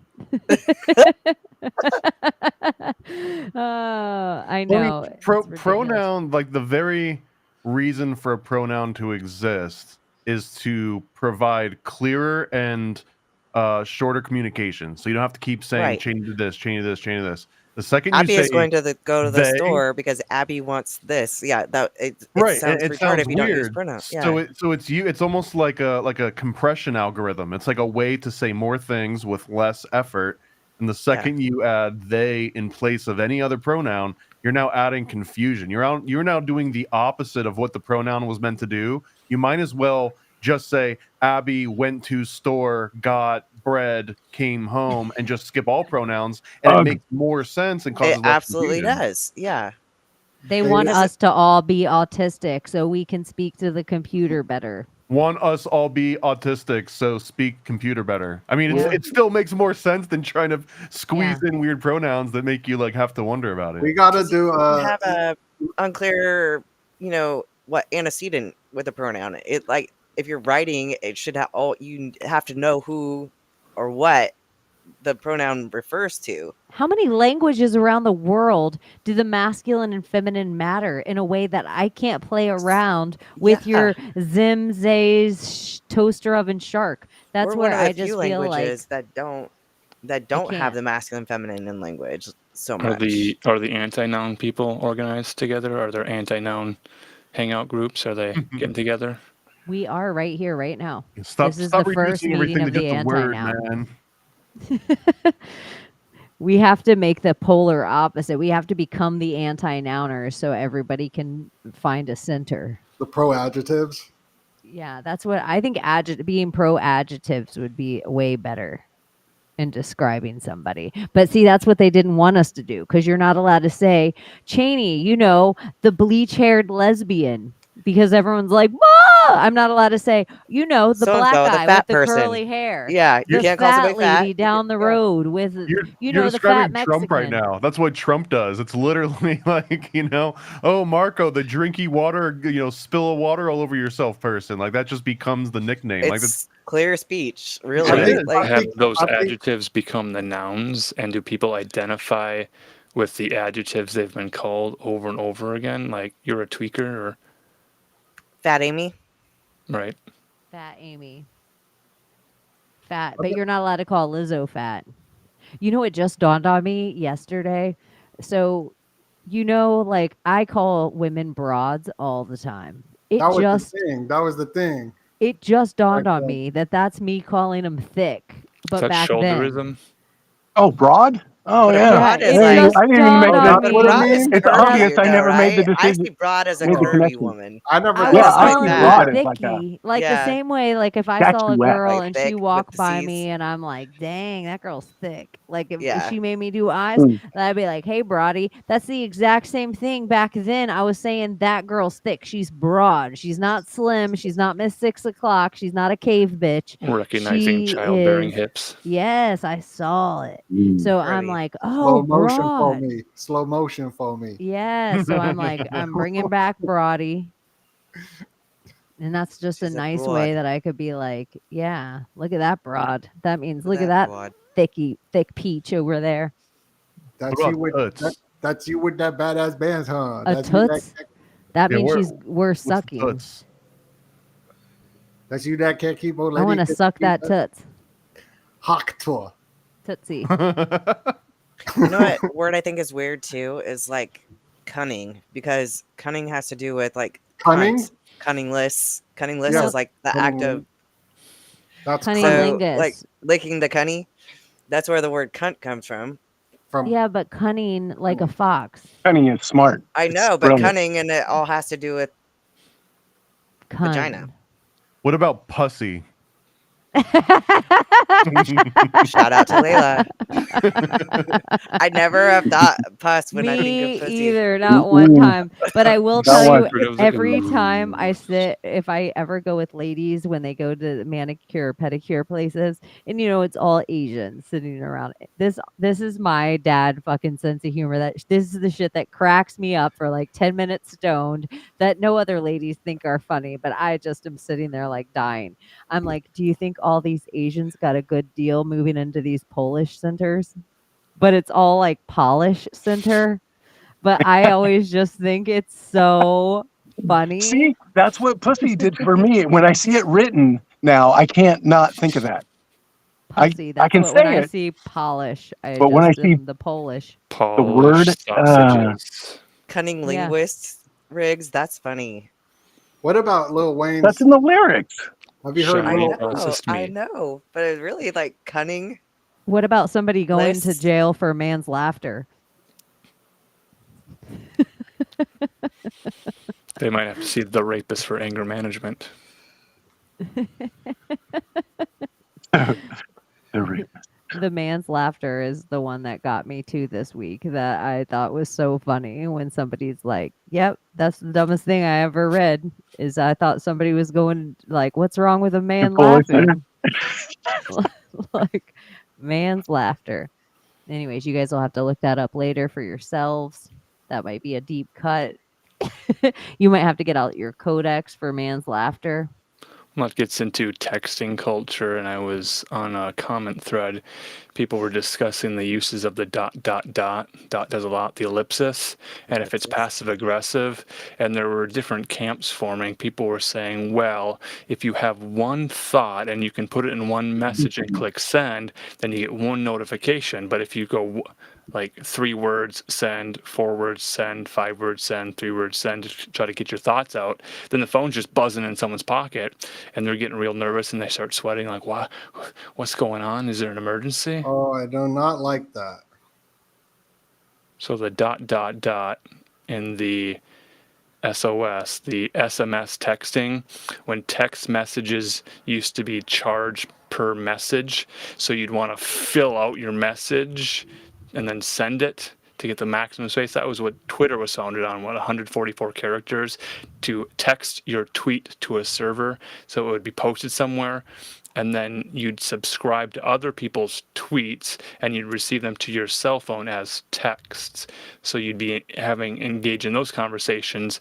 And now people are remembering the history of communication, and they're thinking, well, this ellipse thing or the other thing was having to put a period in. If you hit space, and then it puts a period. And do you like to have 2 spaces between sentences, or does that annoy people? So all these communication styles were under attack from all angles. Well, yeah, even like when I try to write something the way I want to write it, the way I speak, it won't let me. It's like, no, you can't say that like that. This is all going back to my favorite boy band song, everything you just said, because it's all about texting. What is it? What's the favorite boy band song? Soulja Boy? It is Mindless Behavior, and it's called My Girl. It's so cute. I never even heard of Mindless that. Behavior. It's so cool. I'm a Wait, dot Dang, texter. we text each other a lot. I dot a lot. Dot. Do you ever send people the letter K as a response? No. Oh, that'll get people pissed. No, but you know what else Yes, is I do. kind of a thing that's passive aggressive Okay. a little bit? People don't love thumbs up. Like the thumbs It up is is rude. not an Thumbs up's okay. appropriate. Is it not good? No, it really is not. Buddy. That's like calling someone It's buddy. not good? No. Well, somebody's getting a lot of these then. Yeah, it's like when somebody's like, okay, after work when you get home tonight, we should go out to dinner. If you just send back a thumbs up, are you mad at me? Yeah. Oh, yeah. Probably. Yeah. Kay, are you mad at me? Yeah, if you just sent back K, I'm like, Kidding me? oh, like I'm having a whole internal K. Breakdown, yeah, Like me what That's did how I we do? talk though. Yeah, but I'm looking at a phone and I'm doing something. I'm gonna go, okay. I'm gonna use the minimum possible. So you To invert that by get back saying to the thing. okay Not- or KK. Or for That's show. okay. But just This is K by what I itself realized. is not okay. You write a for show. Sorry, everybody's offended. I send I said, emojis okay. sometimes like that I'm not mad. Like I have to send an emoji afterward because I Yeah. feel like I have Yeah. resting Yeah. bitch face in my I know. text. So then I have to put a smiley face on the end. But my friends know me well enough now Oh. that if I put the 2 dots with a smiley face and not an actual emoji, they're like, "What's wrong? What are you doing? How's your energy?" That's smiley face killer approval right there. So you got to watch out if you put smiley faces on anything, because there's people going around talking smiley face killer. So every time they see the smile face that, upturn you and the little black dotty eyes, that's the smiley face. And now that's got to be associated with a killer. Does that do one? No. I'd be putting them exclamation marks because I want to be excited about the conversation. Like, yo, what up? And then people are like, are you angry? Why are you yelling at me through the text? Because I put the exclamation mark. So exclamation mark. Then I respond with 3 question marks. Or a question mark, exclamation mark, question mark. I just say K. Okay. Thumbs up. Well, I always responded with K until I started getting people like pissed off at me because I'm saying K, and I'm like, No. okay, so K is not Yeah. okay. Now I know. Like, so if somebody says K to me, then I'm like, oh, it's not For okay. the longest time, long to type I 10 thought for. people were saying it's rude to leave someone unread. So I would And just it's I would unread, read. yeah. Well, I didn't know that for the longest time. So I would read a message, and it's like, okay, now it's been read. So I didn't leave it unread, and then I found out way too late that it's like, don't leave it Unread. unread. Yeah. And that's like the thing that I do now, which apparently is like incredibly offensive. Because of the on-read thing, it just shut me down in general. And so now I have social media that I have so much mail in that I'm so scared to open it and leave anyone on read that now I apologize to anyone out there that Oh, sent me something man. really cool. on Instagram to Chaney_in_Wonderland, it shuts me down. Like I want to open it up. I want to spend time. But now you're obligated to do Well, something about it. And I you have read know, receipts off, so then I don't know. Like I'll reply when I get to it, but it's not that I don't want to. It's just that shit. Life's busy. That's Everyone mail though. should You know can't that. you can't do that with like Twitter and Instagram and all these other You platforms. can on Instagram. Instagram, you can turn off read receipts. Oh really? I didn't know that. Yeah, my Maria posted it, and I fucking did it. Ooh. oh my gosh, I Those will just features tell change all you. the time. Speaking of my Maria, I didn't know this, but this is what I learned sometimes when you have an honest friendship with somebody that they're like, "What did I do to upset you?" or whatever, and you're like, "What?" And they're like, "Why did you silence me?" And I was like, silence you? I don't know what you're talking about. Well, you turned off, like, I guess you can see when somebody else silences you on the phone. And I'm like, I don't even know what you're talking about. And she's like, I can tell that I'm silenced. And so I'm like, how do I unsilence you? And so then she told me how. And I'm like, oh shit. Like, I just thought, I wondered why I didn't get notifications anymore from it. But my phone's so weird and it's always on silent anyway. But I just didn't even know that. So then I went through a lot of my texts because just accidentally I'd hit them to silent. And I'm like, I wonder if I upset people that they're like, why does she have my notifications on silent? I don't even text that bitch that much. Anyways, that was another But it thing that I does that learned that was too if you hurting have it. people's feelings that I But it didn't even know what also was will give happening. a notification if you just have it on like nighttime mode or do not disturb. Like your messages will still come through, but it'll say that they have messages silenced. So it looks like it's not even that you have an individual silenced. It can be That is one of my favorite things to do when it's like this person has notification silent and then I'm like, send it anyway, loud. Like slam it. Like I like when it's just like I know that it's like they're still awake. I'm persistent. That's what I call instead of annoying or stalking. Like, what are you doing? I know you're still up. You were just on social media. I just saw you on social media. Entertain me. All right. 3 hours and 5 minutes. Do you guys have anything else to chit chat about? ... Before we fly out of here. It's a to be continued ending. To be continued. Thanks for hanging out with us for the solstice, you guys. And we will totally be back Sunday to hang out. And Layla will be with us hanging out. And maybe we'll get emo. And that's Why not? fine. That's fine. Yeah. Because we might talk about animals a little bit and how some people disregard, like we were talking about a little last Sunday, how some people, like, you lose someone in your life, but the label on that person isn't right. So you're like, I lost my grandmother, and everyone's like, man, they related to them losing their grandma, and they're like, fine, they don't know your grandma raised you.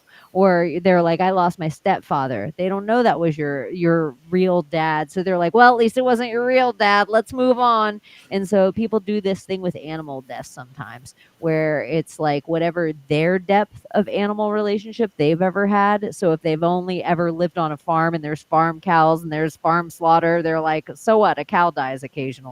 But sometimes people are like insensitive with animal deaths in general, and they don't know it's like the depths of somebody's death they've ever dealt with before. But anyways, we'll probably talk about that kind of shit on Sunday. Death, because why, Gordy? We're all gonna die. Are you all right, you guys? Donut, do you have anything you're plugging this week? This week I got some cool interviews coming up that I'm super excited about with James Tunney. James Tunney, amazing author, painter. I did a video on my YouTube. Highly recommend it. So good. He's a mystic, and he just went deep onto a lot of conspiracy stuff. It was phenomenal, and I get to talk to him again next week, and I get to talk to Cynthia Chung, who I'm very excited to speak with. I talked to her husband, Matt Errett, and their research is absolutely phenomenal. So those two interviews that I get to do, I am just so pumped up for, and I get to do that next week. So that's what's coming out next week. And if we do Bohemian Grove, you're going to come to that too, right? In I wasn't October. invited. I'm Jewish, so I don't know if they allow. You have to go because first they come for the Jews before they come for the lesbians. That's how I know to run. They actually came for the Freemasons first. I always know to run by I start seeing you guys go down and I'm like, whoop, whoop, whoop, whoop. I get out of there like Three Stooges. Thomas, do you have anything going on this week? I do. I got a couple things going on. I've got an interview with Jerry Marzinski, which airs on Monday, Wow. and he basically specializes in this concept that schizophrenics are actually hearing some sort of real entities / demons / and I went into it 100% skeptical, and if anything, he's been the one person that's maybe convinced me there could be something out there that's not just like a weird chemical imbalance. So that was a really interesting interview. And then also we just it aired today that it was the Occult Disney episode of Atlantis, The Lost Empire, which is one of the best Disney movies ever created. And we had Gordo from those conspiracy guys on it. So it completely went off the rails.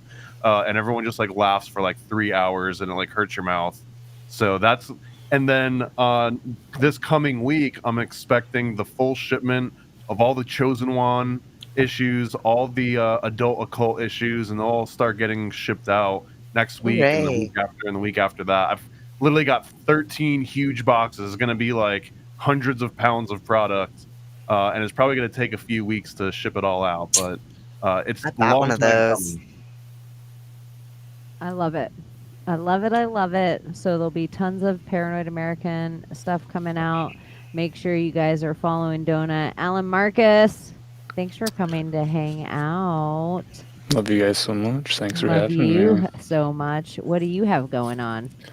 Oh, we do Weaving Spiders on Saturday night, every Saturday night. If you go to alanmarcus.com, I've been putting together some audio archives, so we got some of the classic episodes with some of you guys on the screen right now. Your voices are archived, and it's fun to revisit those. If you have a podcast catcher and you want to download some audio for long road trips and listen to the old conversations, they're available, so check that out. Highly encourage you guys to get into the podcast thing. I love it. And that's at Weaving Spiders Webs and on Odin's Alchemy on Rockfin. You can find that on Saturday nights around 10 p.m. Eastern Standard Time, sometimes earlier or later, but around that time. Gordy, do you have anything going on this week? I have a lot of healing, grounding. Oh, I'm trying to work on me. That's it. Abbie? Got a couple of workouts and no, I don't got shit going on. Sunday, I'll be here. Bunch of work. You'll be here. All right. Well, thank you guys. We love you so much. And we will see you guys on the other side of the moon. Bye bye. Britney Spears, can we be saved? God, why is Satan controlling the universe? Here comes Santa.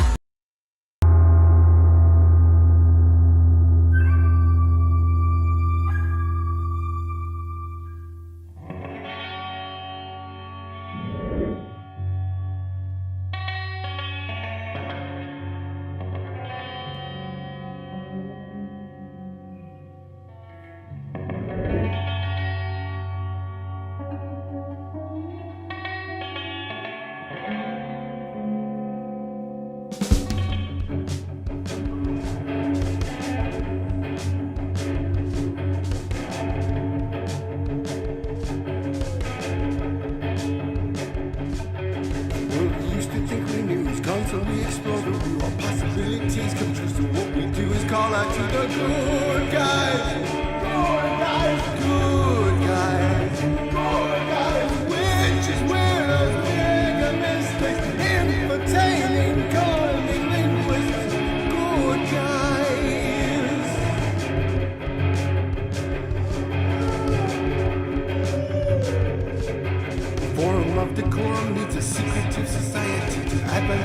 pacifist, intentionally, magically good guys. Good guys, good guys. Good guys, witches, weirdos, mischief making. It's okay to change your thinking. Good guys. Good guys, good guys. Bunnies. Hi. Okay, of course she's starving for the most attention because she's the youngest. Give me attention, please. Now, Sarah, you're very stuck up. And you're too cool for school, I get it. Jesus Christ, be nice.